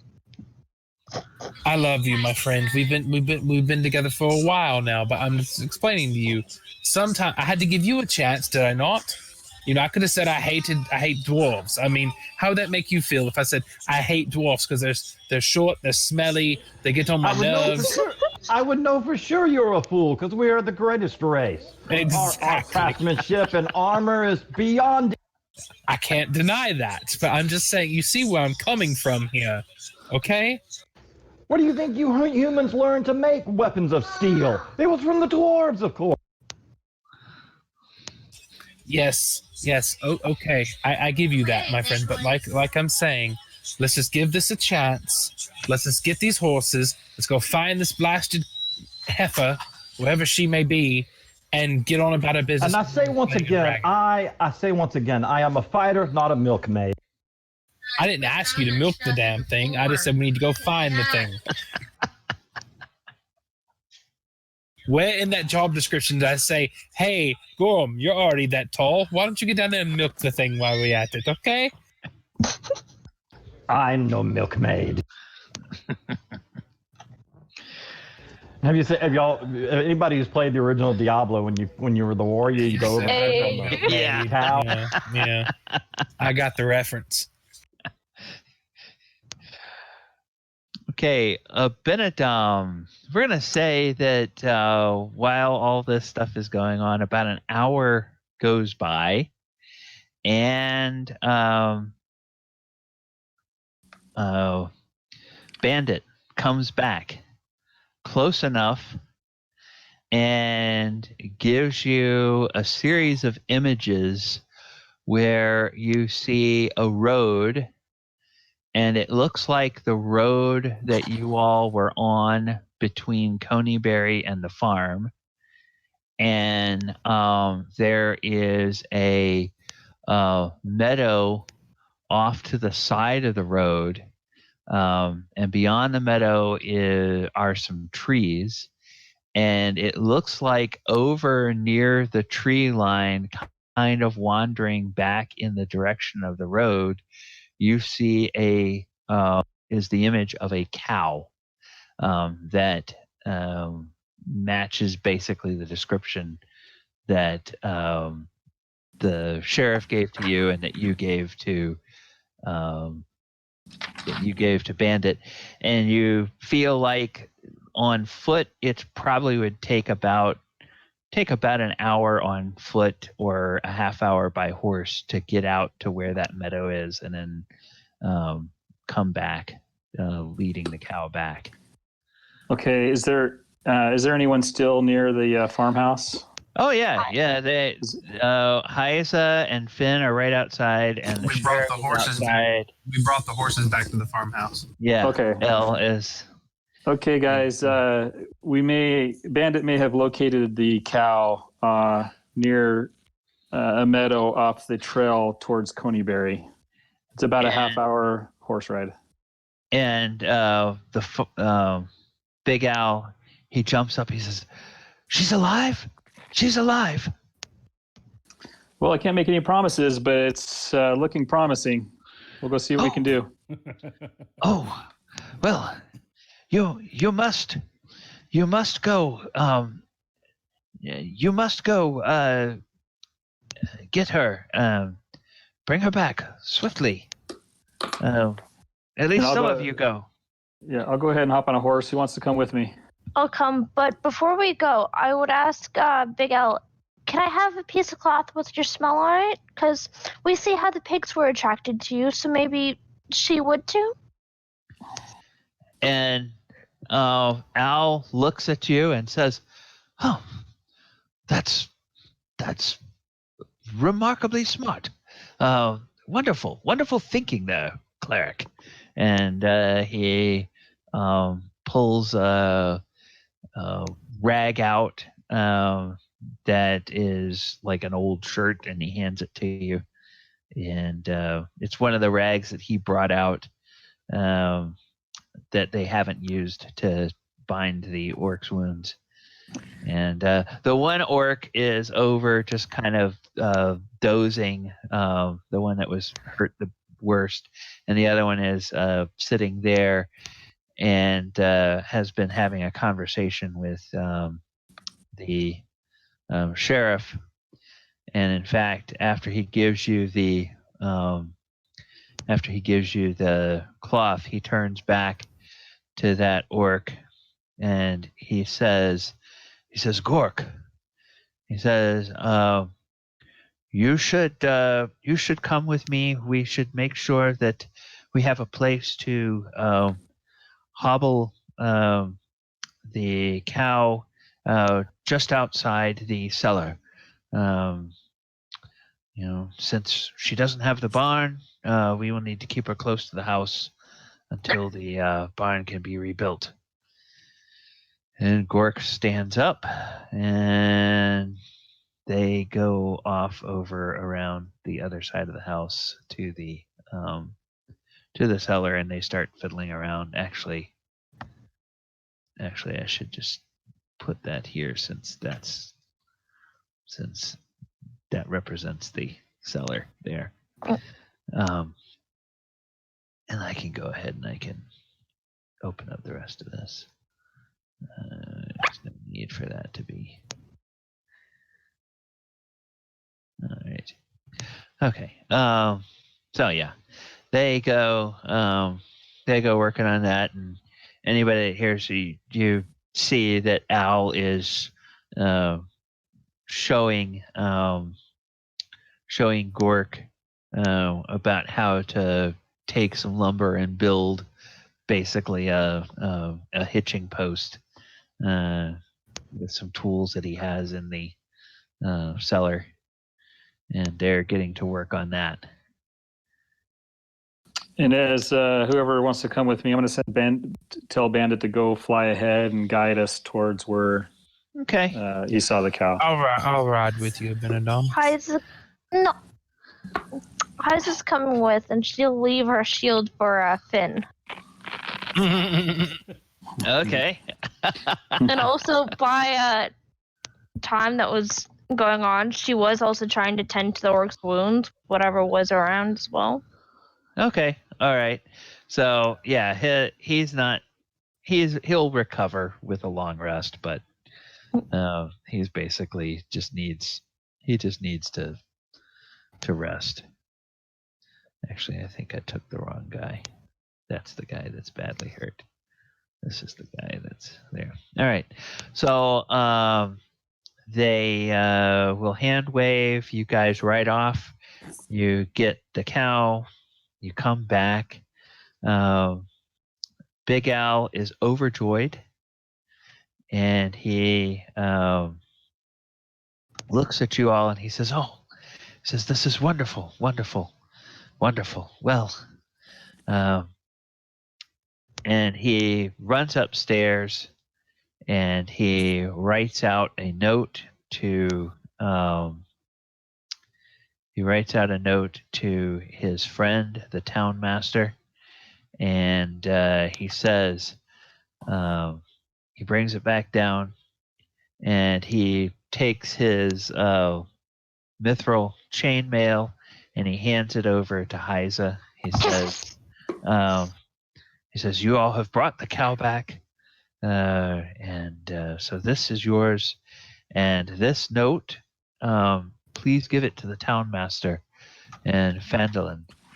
Tell him what has happened here, and ask him to send a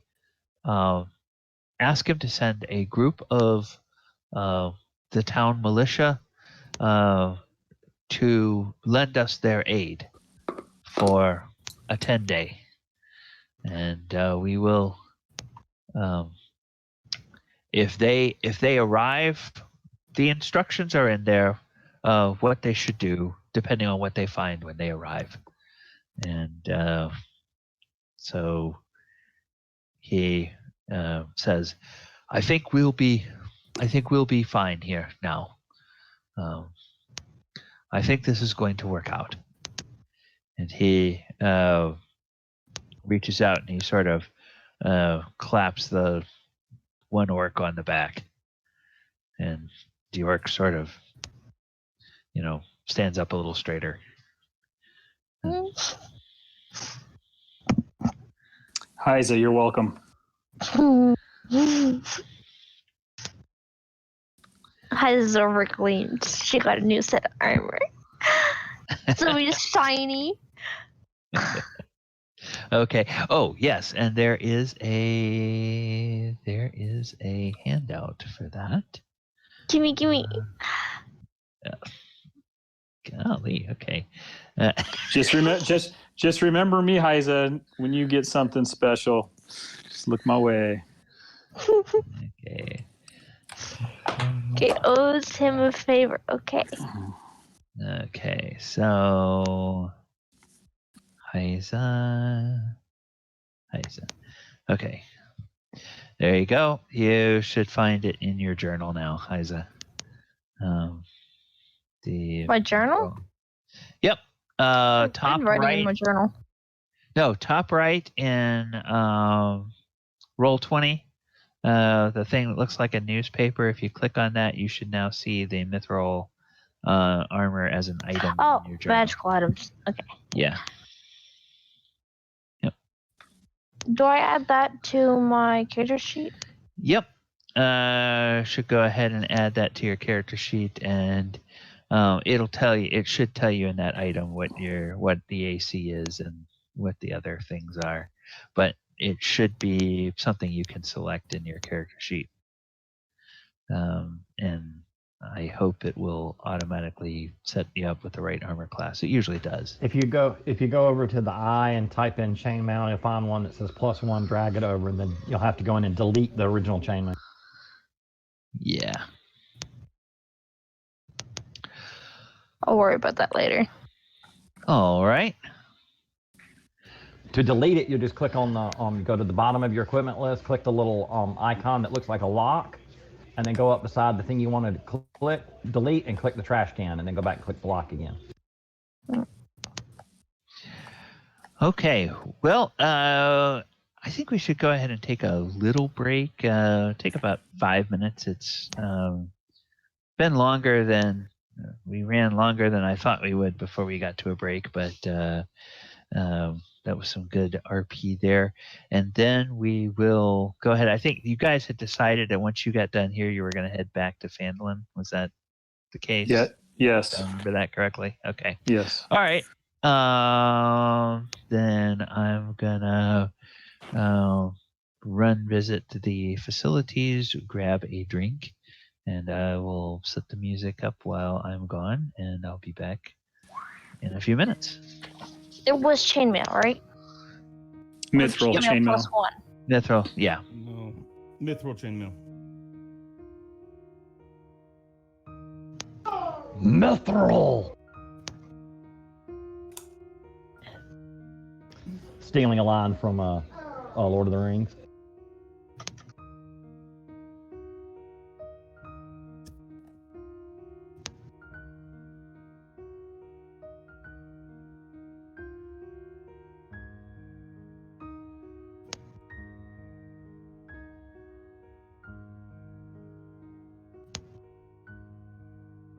This isn't showing up mithril chainmail to me. Just regular chainmail. Just find chainmail +1, drag it over, then type in mithril and drag the mithril over. The benefit of mithril is it weighs half as much, so it doesn't give you a penalty if you don't have enough strength to carry it. But why is the chainmail +1? Because he said it was magical chainmail. Oh. Okay. Okay. And then do mithril. Type in mithril. Yeah, just type in mithril. You should see mithril armor and just drag it up. Can you hear me? Aye. Oh, okay, good. I'm on my phone. That's why I was asking. Oh. But they're two different tabs, so can you combine the two or something, or? No, you just drag the mithril armor tag over. What that does is it denotes that you don't have to take stealth penalties for wearing heavy armor, and it weighs half as much. See, if you don't have a 15 strength when you wear heavy armor, it slows you by 10 feet per round in movement. Mm. I hope it's magical. Unless you're a dwarf like me.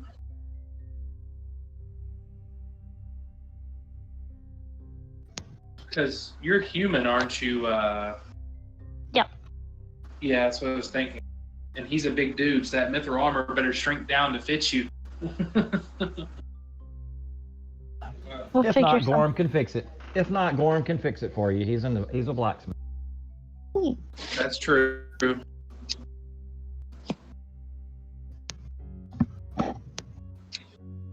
I think I did it right.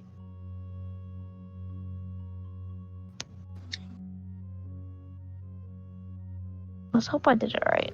Are you using a shield? Yep. So your armor class should now be a 19. Jesus. It is a 19. Same armor class that Gorrim has. Oh. I was gonna say, oh Finn, man, finding the mirror. That's him to a T. That's playing your character. I need a mirror. Hey, I gave him my shield. It should be shiny enough. Right.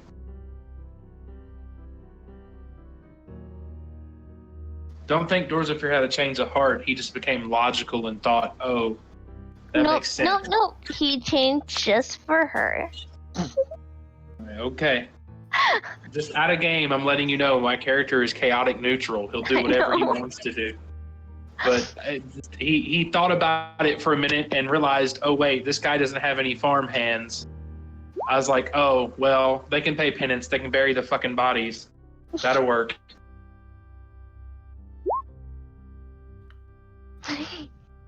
Because trust me, I thought about it. I thought about slicing their throat. It ain't the first time I've done it. Ask Gorrim about that. Wesley, But it is a special exception because I'm here. Yeah. Yeah. If they were anything You but actually- orcs, you make- Gorrim wouldn't give a The shit. hair quest. Right.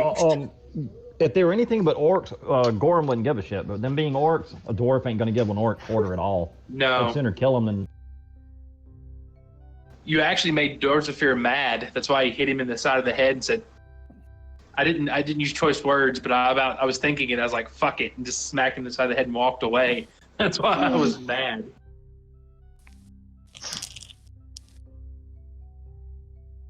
Did Finn forgive her yet? For all the Phil blood and doesn't guts. actually know that she did it. But she messed up his hair afterwards. Yeah. Well, I think he interpreted that as flattering behavior. That's why you put your hair that way in the first place. All right. Okay. Welcome back, everybody. Let's see. What do we have here? It looks like James may still have stepped away. All right. No, I'm here. I'm here. Oh, okay. All right. Everybody's here. Okie dokie. I forgot Well. we were on break. Oh, okay. You were wondering why everybody was so quiet.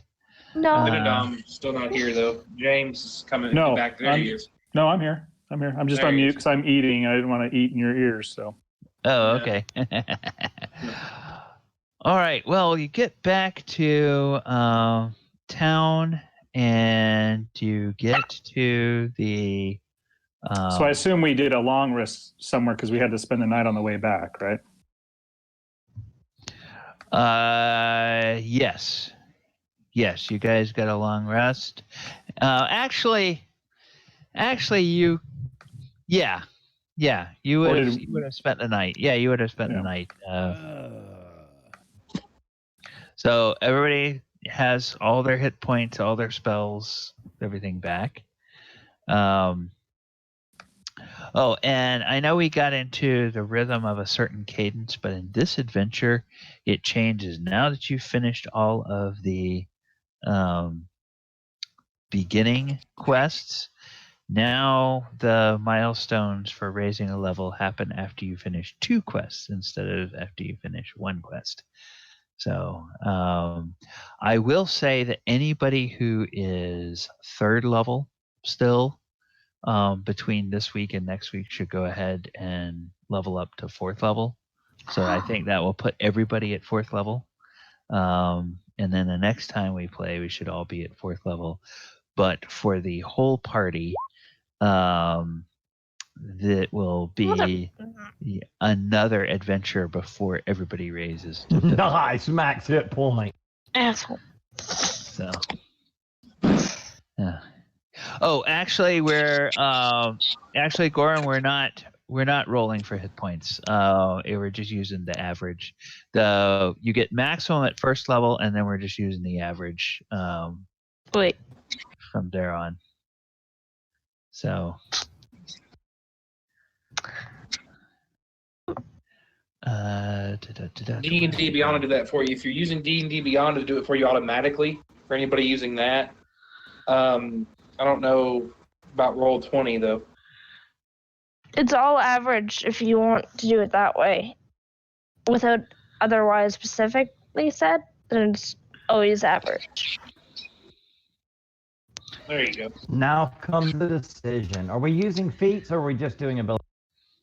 I don't think anybody's done it, but don't be doing it during the middle of the session. Just wait until after the session. Because I had asked if I could do a feat, but I never got a response, so I didn't do a feat early. So I didn't do a feat on my last increase. I might have, but I didn't. I never got a response from you. So okay, let's just double check what they say here. This is a good question. Because we're running this through the... Well, it's an easy decision if I'm not, because I just put 2 points in the strength. But if it is, then I got some... But if we can use feats, then it's a tough choice between Great Weapon Master and that other one that gives you the combat superiority. Yeah, this is my question about the Essentials rules. The Essentials rules has such a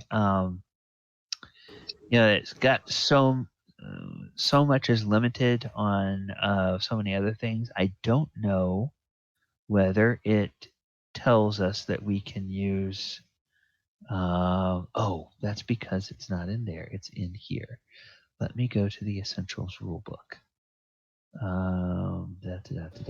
It says it's the DM's option, and if they are available, then you'd select them from the player's handbook. Oh, okay. Rulebook.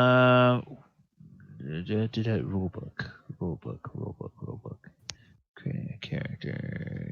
Yes. Gaining levels. All right.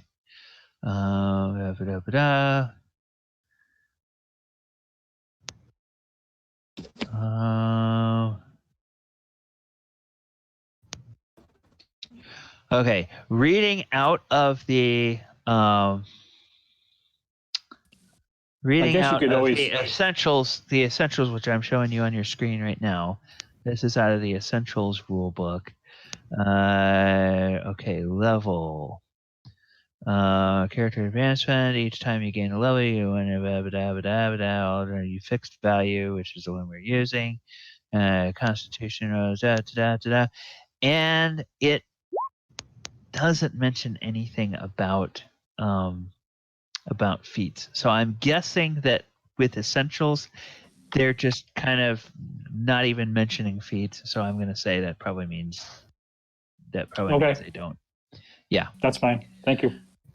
Now, when we get to the main campaign and you create your characters for that, you will have a lot more options available, including the use of feats. So, but for this game, this Essentials game, I just thought, well, let's just go make it easy and do whatever they say in the Essentials rulebook.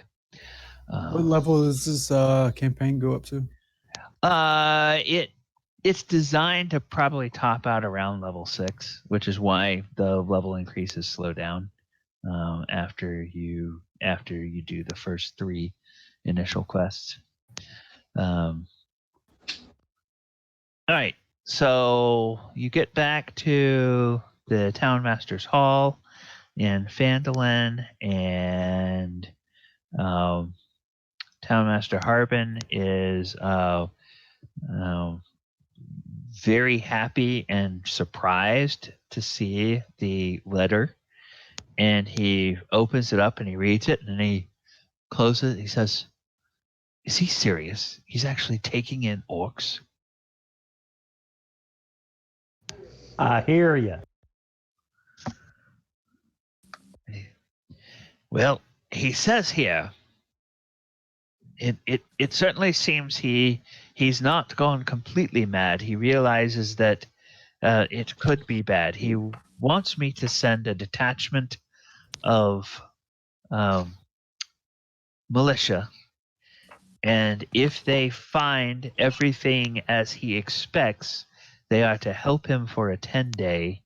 But if they find that he has been slain, then they are to hunt down and destroy the rest of the orcs. But you have done well, and so he gives each of you 100 gold.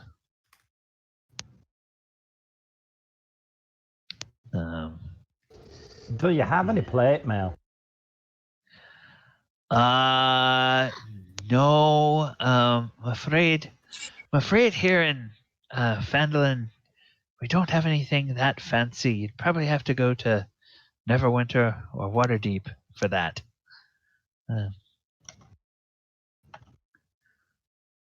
We don't have that here. But I know that now Halia and Barthen will be happy now that you're back, so that you can see about the items that they need taken care of. And as you all may recall, Halia wants you to escort the new boss of the Mountain Toe Gold Mine over to the mine, and Barthen wants you to take provisions to the loggers in Neverwinter Wood, which is the logging camp there is run by the half brother of the town master. So it's up to you which way you guys go. And it's interesting that as much as the okay, somebody has an open mic, so it's interesting that as much as you have seen or you were told that the foreman of the gold mine wants to go quickly to the mine, he has still been waiting at the Stonehill Inn for you all to get back, and he has not gone on his own out there. So I say we go escort Mr. Don John Roscone to the mine. I say we take him to the mine, and then we go take the provisions to the logging camp. Okay, so do it all in one trip? It did be broken up into two, but you take him to the mine first, and then we go hop, skip, and a jump to the woods, and then make a round trip back to Phandalin. What do you say, guys and lady?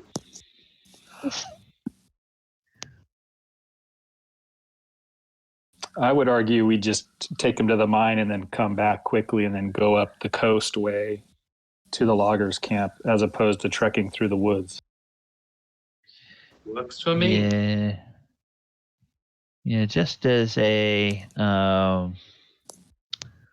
reminder on the... Nope, I need to move this. Just as a reminder on the map here, you guys are here at Phandalin. The gold mine is over here, and the logging camp is up here. So you could definitely, if you left town with the supplies for the logging camp, you could go here, and then go up here, and up here, and then up here. Or you could go to the mine, come back from the mine, and then go to the logging camp. So it's kind of up to you, whichever way you all go. Doesn't really seem like one way or the other is going to save a whole lot of time. Quick thing, didn't you say that there was a path right here going to the loggers camp? Yeah, there's a path trail? there. Yeah, a hidden trail there. I seen you point to the river, so I just thought to ask.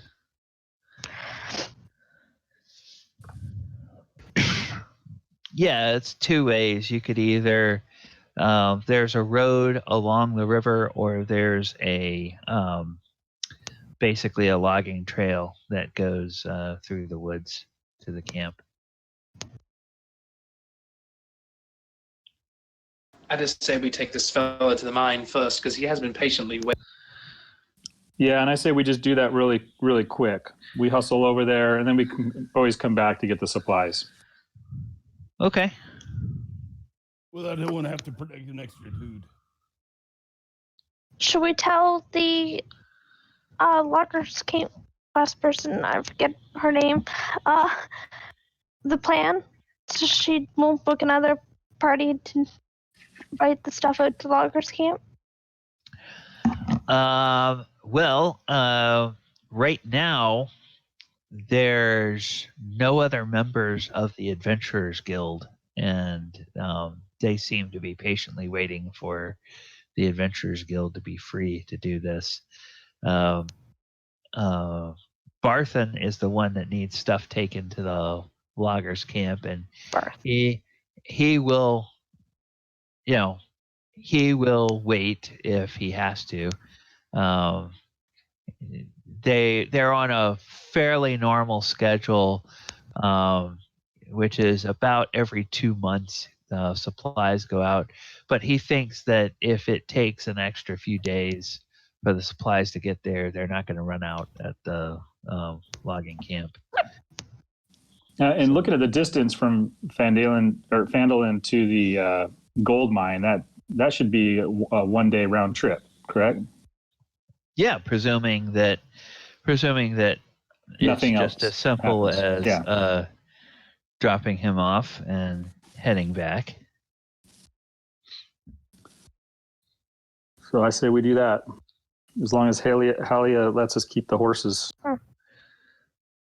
Yeah, she'll let you borrow the horses, and she will tell you that now that the sheriff is taken care of, she will charge you rental on the horses at 2 gold a day, which includes the horse and feed for the horse. Oh, that can just come out of the slush fund. Yep. Yeah, I got it noted. Okay. So another reason why we should just go up there and come back. So that's my vote. I agree with the wizard. Okay. What? Wizard? Abinadom. Hey now. The one with you remember me, the one with the fancy hat? Oh, right. Yeah, I knew you had a fancy hat, but I forgot you were a wizard. I'll be completely honest. Well, you can tell because he's got the fancy hat and is the second best at spellcasting. who else do you think sent off that web that trapped all those orcs and saved all your butts? I thought you were a sorcerer. Not a wizard. No, that's my bad. No sorcerers allowed in Essential.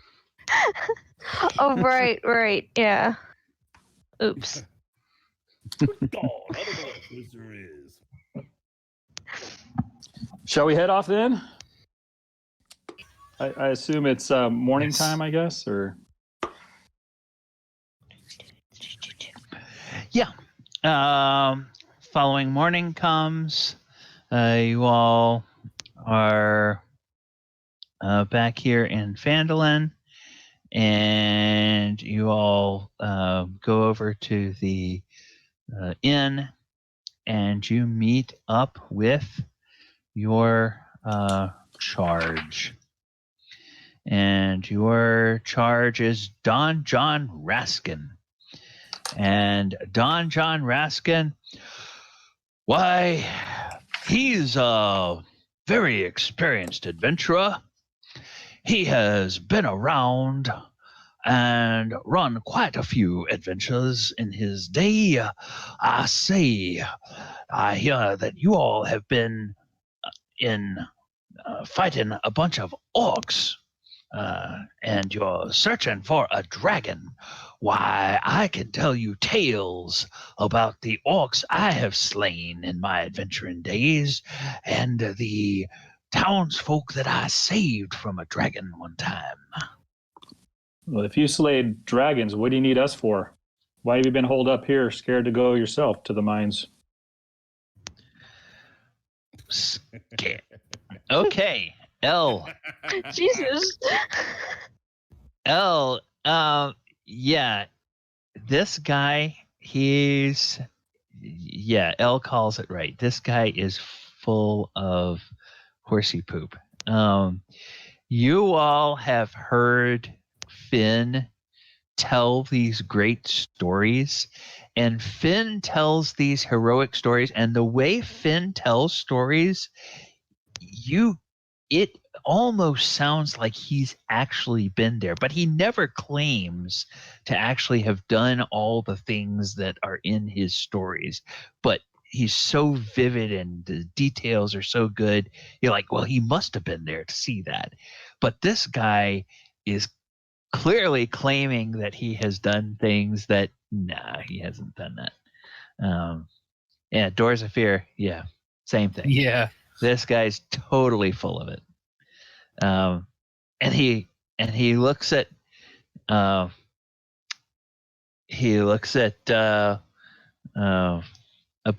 when Abinadom calls him on that, and he says, why son, I'm on the road to protect you. So I'm gonna teach you a few things on the way to the gold mine. Ride with me, son, and you might learn a few things. And so Okay. I lean over to Abinadom and just whisper in his ear and go, you might not want to listen too much to every word he says, mate. Oh, really? Oh, okay. Thanks for the heads up. So, Yeah. I didn't know you were related to the guy. You're his son, right? Oh. No, he's a human. He's a human, and Abinadom is an elf. So Yeah, I know. That's why Finn is going in on this. We're all messing with Abinadom right now. Okay. Ho, ho, ho.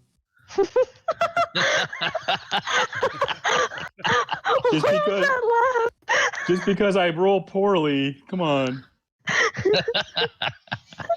Well, no, I just saw you all googly-eyed, and I was like, oh, no, this is going to go horrible. Daddy issues? It went the direction I didn't want it to go. Exactly. And so as you guys ride off towards the gold mine, you occasionally will hear Don John Raskin talking about spell casting. And he says, now, Abinadom, son, Abinadom, the thing that you need to find and always keep handy is you need to find the eyes of newts, because the eyes of newts are among the most incredible and magical components that you could ever have.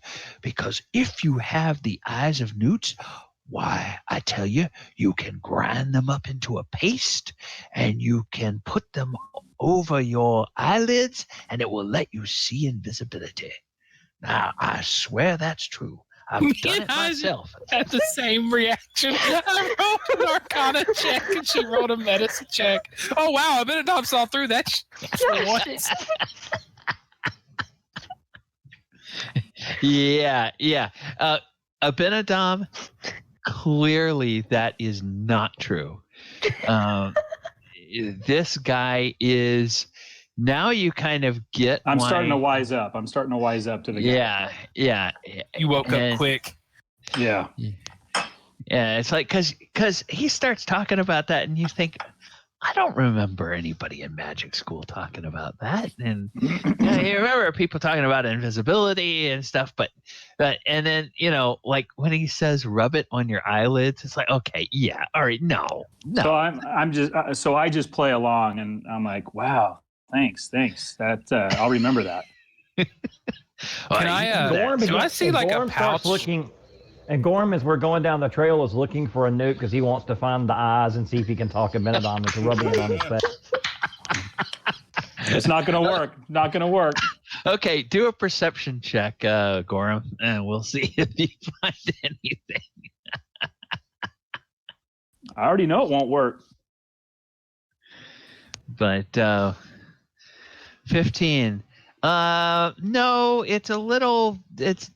not quite wet enough here. They need they need a wetter climate, probably like when you get over near the river where the logging camp is. You might be able to find one. But I'll have to keep that in mind when we go to the logging camp. I can't wait to try to convince him to good luck. nude all over his. Good luck. Good luck. I was going to say, do I notice if John? Yeah. If he has like a pouch, like a gold pouch or something hanging around on his belt or any. Well, let's see. What does he have? Let's see. I went and rolled perception just to look. No, he doesn't. He doesn't have. He doesn't have a pouch or anything.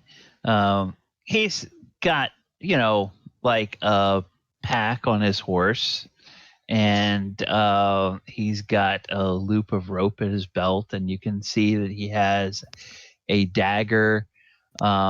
He's not wearing armor. He's got a saddlebag, so probably he could have armor in a saddlebag, but he's not wearing it.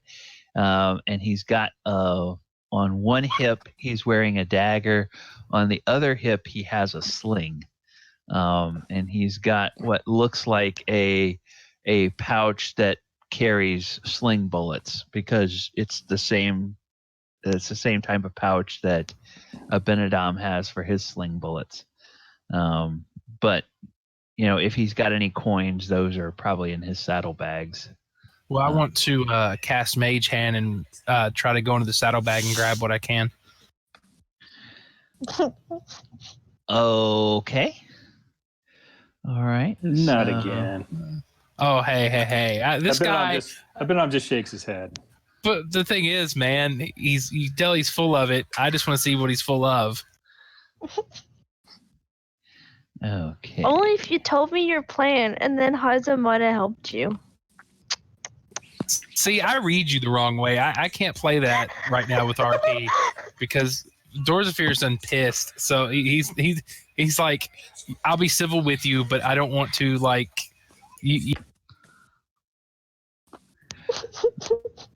Okay. After the farm, it's just like, yeah, you have to give me a couple days just to cool off. Okay, so let's see. She's right. Then give me a sleight of hand roll. Oh, you did 16, yeah. And let's just see what his. Oh, yeah. Okay, you reach in there, and your hand comes out with something. It doesn't seem like you're noticed, or like it's noticed, and it drifts over to you, and you see something glinting as it comes towards you. You hold out your hand, and the mage hand drops it, and what you see that it has retrieved is it has retrieved a crystal knob from a door. Oh my god. This guy. I take my piece of laugh heartily at this. I take my piece of wire out and I sit there and cast message to Abinadom. Abinadom, hey, this guy is so full of shit. He is so full of shit. He had a freaking doorknob. A doorknob. What the hell is wrong with this man?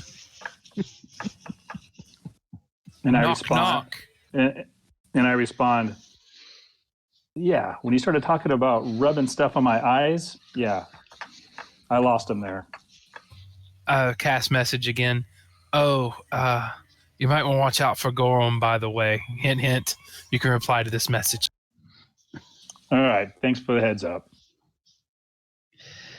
And so they, you all keep going, and eventually you get fairly close to the gold mine. Now, or you get about 10 miles outside of Phandalin. And when you do, there's a low ridge that rises to your right, beyond which you see the Sword Mountains scraping against the gray sky. But closer in, something is strewn across the ground 90 feet ahead.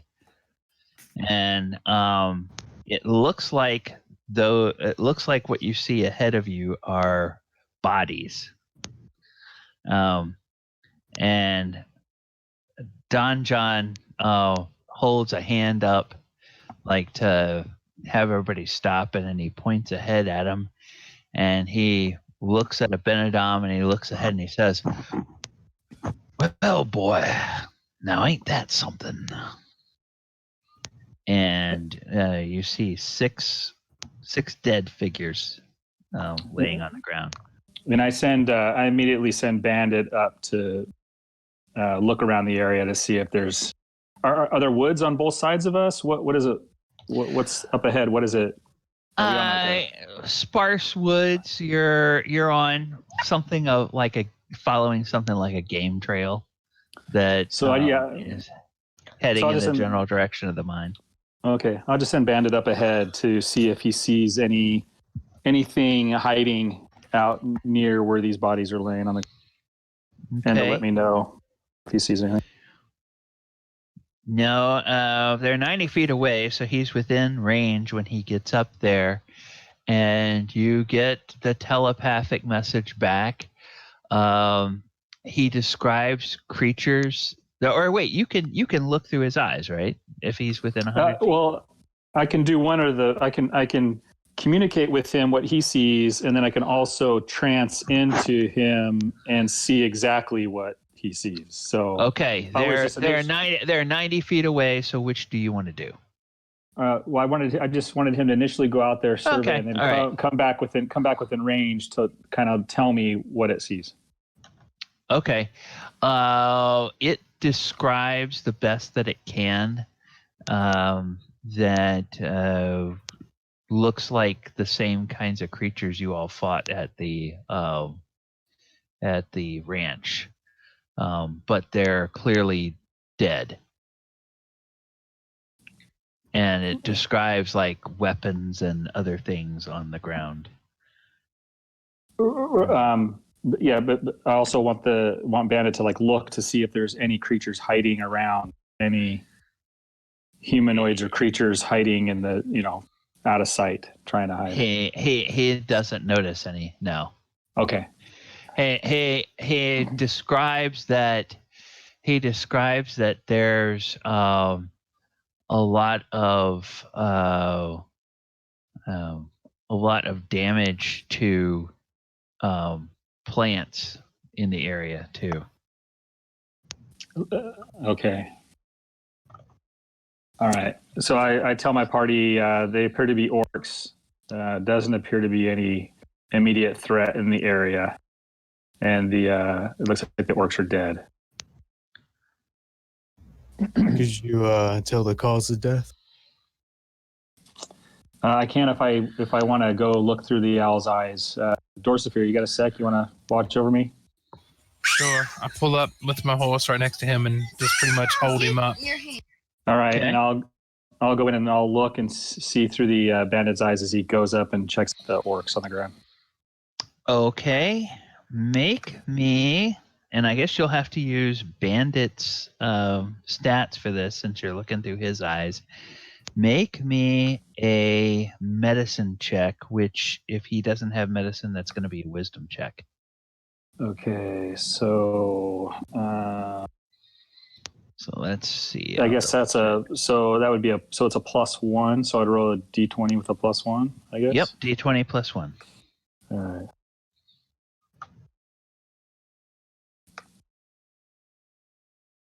So it's 11. 11. Can't tell what killed him. Oh, it has advantage on wisdom. Oh, wisdom perception, but not medicine. Not medicine. Okay. Yeah. All right. But since I'm the one looking through the eyes, wouldn't I? be No, able to tell? because it's his senses. If you want to Okay. look through your eyes, you have to go up there and look at him. Okay. And then so I'll trance back and say I couldn't tell. I couldn't tell what killed him. Okay. So I suggest we go up there and take a closer look. I guess we're gonna have to just creep up and get a closer look. Unless you want me to get down and, you said 90 feet away. Can we get within, I'd say 40 feet? You just want me to just, sneak up there and just poke around for a bit? Sure, go ahead. If you think that'd work. Again, there doesn't appear to be any kind of danger in the area in the immediate vicinity. Let's just all go have a look if you're up for that, Abinadom. Everybody else up for that? We just go have a look? Let's go look. It's a dead man's party. Oh, nobody got that reference. Oh, come on, guys. I hear somebody's little one. All right. So, as you all head up,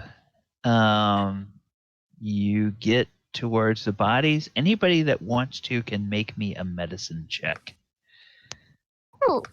as you approach.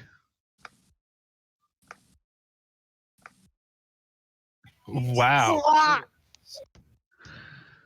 Okay. Good. Hyza, Abinadom, and L. Yes. These orcs, the weapons around them appear to be theirs, and some of them are standing in or they're not standing. They died in what are clearly defensive positions, and from the evidence on them, it looks like they were probably killed by extreme cold. Oh. Probably 3 days ago. Okay. Does there appear to be any frost or any signs on the ground in the surrounding areas of an intense cold affecting it? There's some places, 3 days old, no, but there's some places where it looks like vegetation has suffered like cold burns. Like anybody that keeps like delicate plants and you forget and you leave them out when there's a cold frost, and how it'll damage the leaves of the plants. That's the you notice that. Are the different types of dragons common knowledge? Like, would we know that there's a possibility of an ice dragon out there? Oh, yeah, and in this party, everybody had a relative killed in Leyland by the white dragon, and that white dragons have a icy breath weapon. Oh, right. I forgot about that. So we know Yeah. what it is. So you would know that it's possible. Certainly there are wizards that use ice spells, and there are certainly other other kinds of creatures, normally creatures that live in very cold climates, that have icy weapons or icy breath weapons. Finn could probably tell you tales about certain kinds of creatures that do that. But yeah, a white dragon would definitely be capable of doing this. And 6 orcs would not stand a chance against a white dragon, you don't think? Even a small one. Not too many things orcs would die in a defensive posture to. We're not too far from the road either. Unless they're going after Gorrim. Gorrim would take them all down.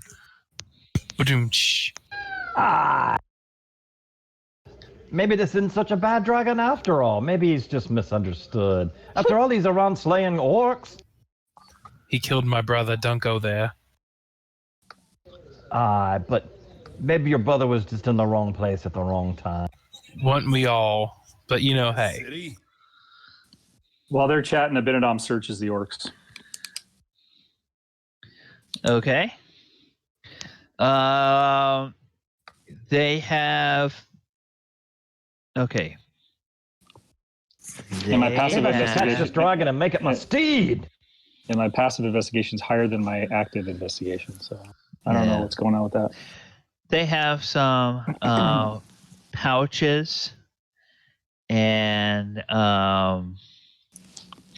so you find. Okay, you find in those pouches, they clink with coins. There's 25 gold, 48 silver, and 73 copper between the 6 of them.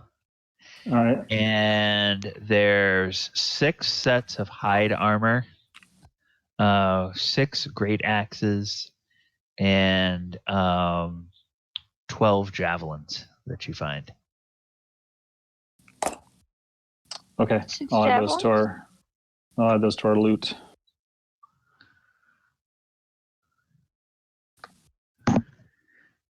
Yeah, some of them have some of them, their weapons are laying on the ground next to them.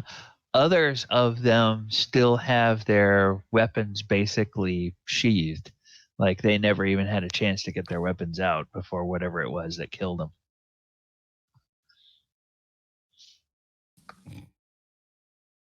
So by defensive position, you mean cringing in fear? Yeah, pretty much. And Finn, you, I don't know in your back. I don't recall off the top of my head in your backstories how many of you, if any of you, said you were actually in Leolin when the dragon attacked. But Finn certainly would know from the stories and the songs and the poems and the ballads that dragons are said to be able to make even brave warriors cower in fear because they're so terrifying in their presence. Seems to be something that some dragons are known to do and other dragons are not necessarily known to do, but Finn may think, oh, maybe every dragon can do that.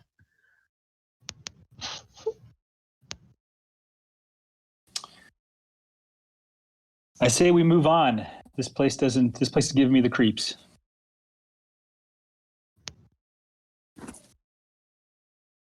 I say let's roll. Did it eat the orcs or did it just kill them? They're right there. Do they appear partially consumed? No, they don't appear to have been eaten on. Aye, and it's a smart dragon too. It knows not to eat orc filth. Why does this keep coming up in conversations with us?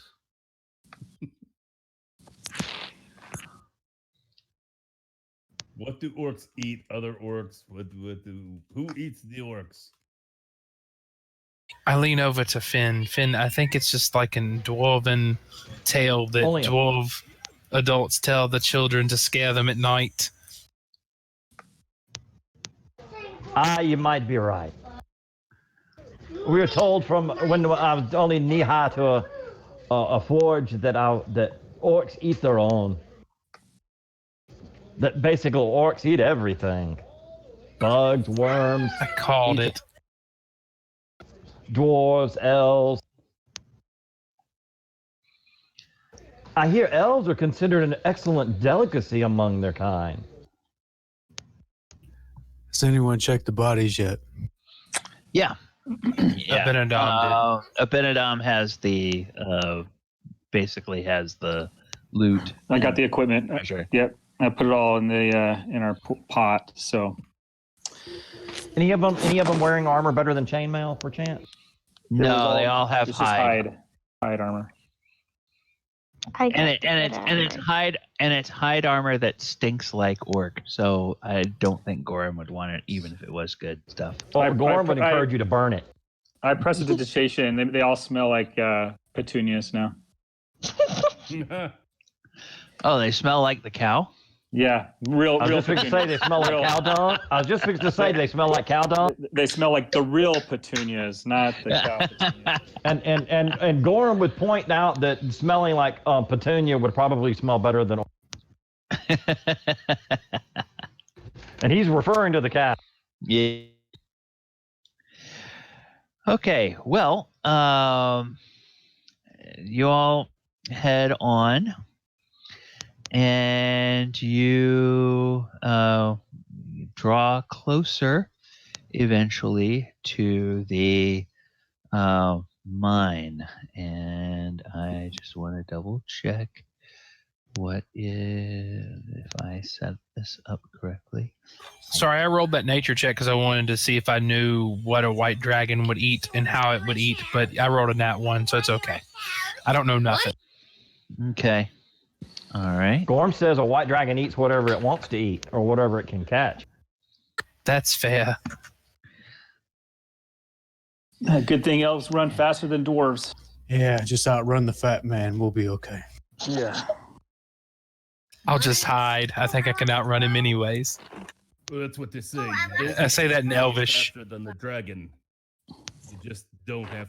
It's just that you have to be faster than someone. Once again, I'm pretty sure they'll eat elves. Okay. And dwarves, too. And we'll go ahead and we will move the map over to here. And then I will go ahead and put us, or I'm going to, okay, show where we are. Ooh, that is big. I'm gonna reduce the size of that. Okay. You all, let me go ahead and grab the party from the other map.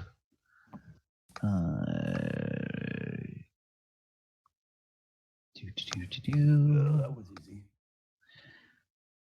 And we'll take Dorzaphir, Abinadom, Hyza, Gorrim, L, and Finn. And just grab all of them, move them over here, and place you guys there. Okay, so yeah, you guys should be. I hope you guys can move your tokens. I'm just gonna make sure that that's. Yep. All right. So where's DJR? Does he need to be on the map? Oh, let's see. Is he? Do we have a token for him? You would think that they do. Yes, we do. And we need Bandit too. Okay, and let's just go ahead and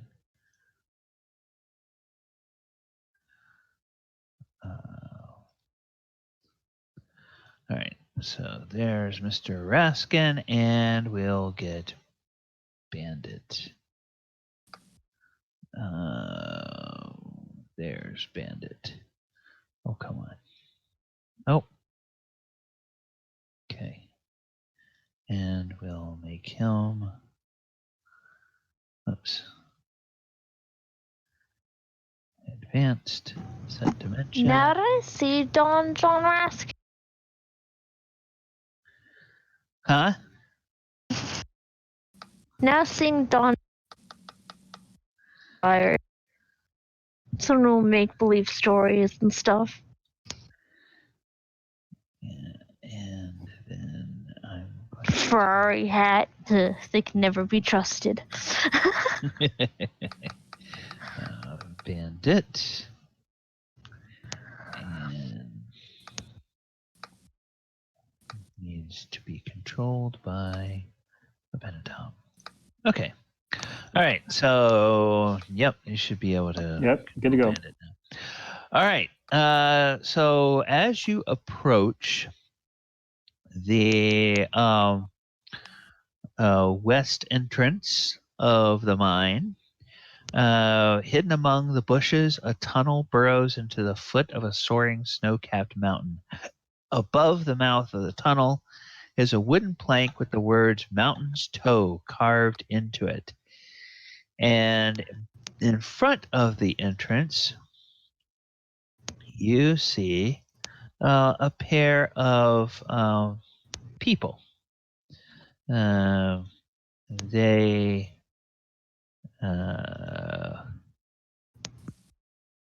oops. You see you see a pair of people standing there, and they raise their hands and wave at you. Here you are, Don. You recognize these fellows? And he says, "Oh, I say. Well, I'm the new overseer. This is a new assignment for me." And he gets off his horse and he walks up and he says, "Why, hello there, friends. I'm Don John Raskin. I'm the duly appointed new overseer of this mine." And the two people, they look at each other and they look at him and they smile and they say, "Oh, yes, Mr. Raskin. We have been told to expect you. But who are all these? Are these new workers for the mine?" And he says, "Oh, no. These are just some babes out in the woods that I just was protecting them as they were on their way this way, coming from Phandalin. Yes, they kind of came along to see what the adventuring life is like, if you will. They'll be heading back to Phandalin after we see that everything is in order." And they say, "Oh, so they'll be staying with us?" And he says, "Well, now, we just rode half the day. I think we could rustle them up some lunch. What do y'all have to eat in here? And more importantly, what do y'all have to drink?" Ha ha ha. And they say, "Well, we do have supplies in here. Yes, of course. And they're kind of looking at each other a little bit, a little bit uncertainly.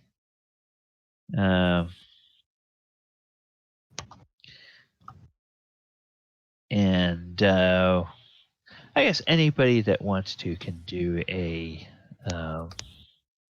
insight check on them.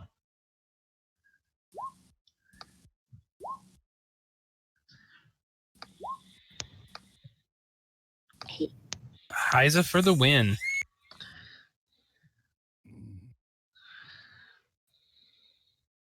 Wowzers. Inspector Gadget. I'm sorry. Oh no, Finn. Oh wow, Whoa. Finn. Having one up Okay. me.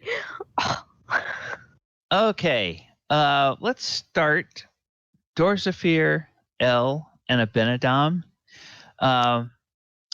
These people, they look very happy to see all of you. Hyza and Finn. These two do not look terribly pleased to see Don John Raskin. and they definitely look extremely nervous about seeing all of you. They clearly are putting on something of a front, and it seems like they're trying to figure out how they can keep you guys from coming into the mine.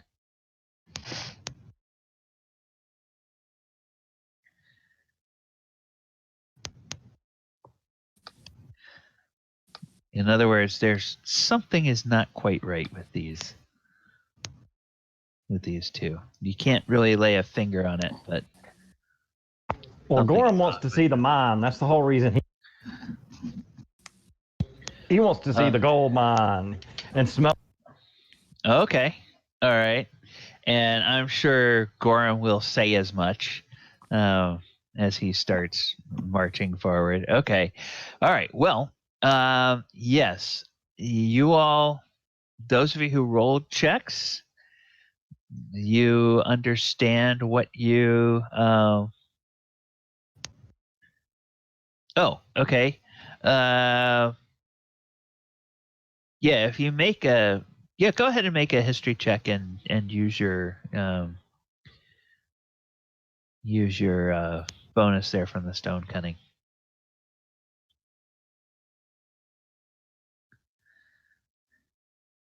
Oh. well, that's actually a 7, but still, that's not a whole lot. Yeah. Yeah, it looks like it looks like a mine, but sadly, it probably wasn't made by dwarves.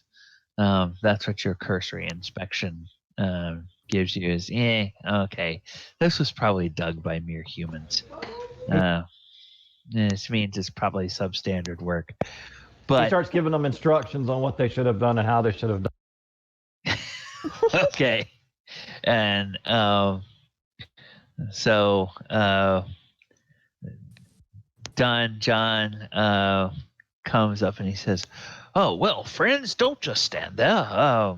Let's go in." And he turns back and he says, "Come on in, friends. Let's go grab us a bite to eat before you head back to Fandolin." And these two, they look very nervously, but they're clearly outnumbered, so they just sort of, one of them leads the way in and the other one steps aside to let you all go in. And we are at time. And so we will pick up here next week. Actually, we won't pick up here next week. We'll pick up here in 2 weeks, but go ahead and ask any questions. Real quick, before we end this story, where everybody's getting there and they look nervous, I'm going to duck right here. That's why I rolled the stealth roll, because I'm watching them from like the corner of this little bush. I'm watching their reaction. I'm watching how they're acting. That's it before 2 weeks from now. That's where I wanted to end that for Dorzaphir. Just okay. Right there. And I'm just, because you said they were trying to walk in, the ones kind of following, the ones kind of standing behind. I'm just watching their actions and what they're doing. Yeah, this one will disappear in, and the other one will just stand there. And of course, Don John will just go right on in behind this first one. And this one just is standing there kind of looking at the group and making a gesture of sort of welcome. But you can kind of tell from the expression on their face, they're not really all, like you say, not really all that happy to see everybody. Yeah, I'll surprise everybody next week. And Gorrim says there was mention of drink. And Don John will say, "Why, yes, Master Dwarf. We'll see what they have in here. We'll have to test to see." I'm sure it's not up to the standard of dwarven ale, but it'll probably have to. And he kind of laughs. And yes, we'll go ahead and let the curtain close on our story for there. And next week, I had been debating whether or not to try to have a game next week, because I'm actually traveling back from being out of town next Thursday. And seeing the schedule of our conference, the conference gets over with at 2:00 in Miami, and that means it's probably actually going to be closer to 4:00 before you finish networking with people and start to get back on the road. And I don't want to have to race like a bat out of hell to get here to run a game. So I'm just going to say we won't play next Thursday night, and we will come back in 2 weeks and pick it up from there. So that will be 2 weeks will be on the 12th of March. And when I set up the next game announcement in Roll20, I'll go ahead and put that date on there. So if anybody forgets and comes in next week, you'll see, oh, next game is on the 12th and not on the 5th. We can still all hang out and chat next week. Oh, yeah, sure. You guys That's fine. You guys are welcome to hang out and chat. But I don't know that I will be home even by the time the game starts. Well, you have a safe trip, man. Oh, thank you. Thank you. Be safe, man. That's a heck of a drive from New Orlando to Miami. Trust me, I know. Yeah, it's and it can be, if there's no traffic, which never happens in Florida, it can be like a 3-hour drive, but it can also be a 5-hour drive or a 6-hour drive if the traffic's bad. Same with the Vernon. Nice travel. Yeah, exactly. Well, Finn, we weren't expecting you to be able to join us, but I'm glad that you could tonight. Yeah, that's great. Yeah, I just drove Orlando to Augusta and moved in. Uh-huh. And I am exhausted. In a truck, I drove. Ooh. Nice travels for both of you. And the good state of John. Enjoyed All right. for a while on the way to Tennessee. I like it up here. I remember like terrain and how elevation changes and how things can be pretty. And the same stores are everywhere. Florida has the problem where most of it looks exactly the same as everything else in Florida. Yep. Oh, and just before I turn off the stream, I want to say we've had somebody, Lo has been on most of the session. So thank you, Lo, for hanging out tonight. And hope you enjoyed it. And we will be back in 2 weeks for another session. So Thanks again, Gallibond. all right.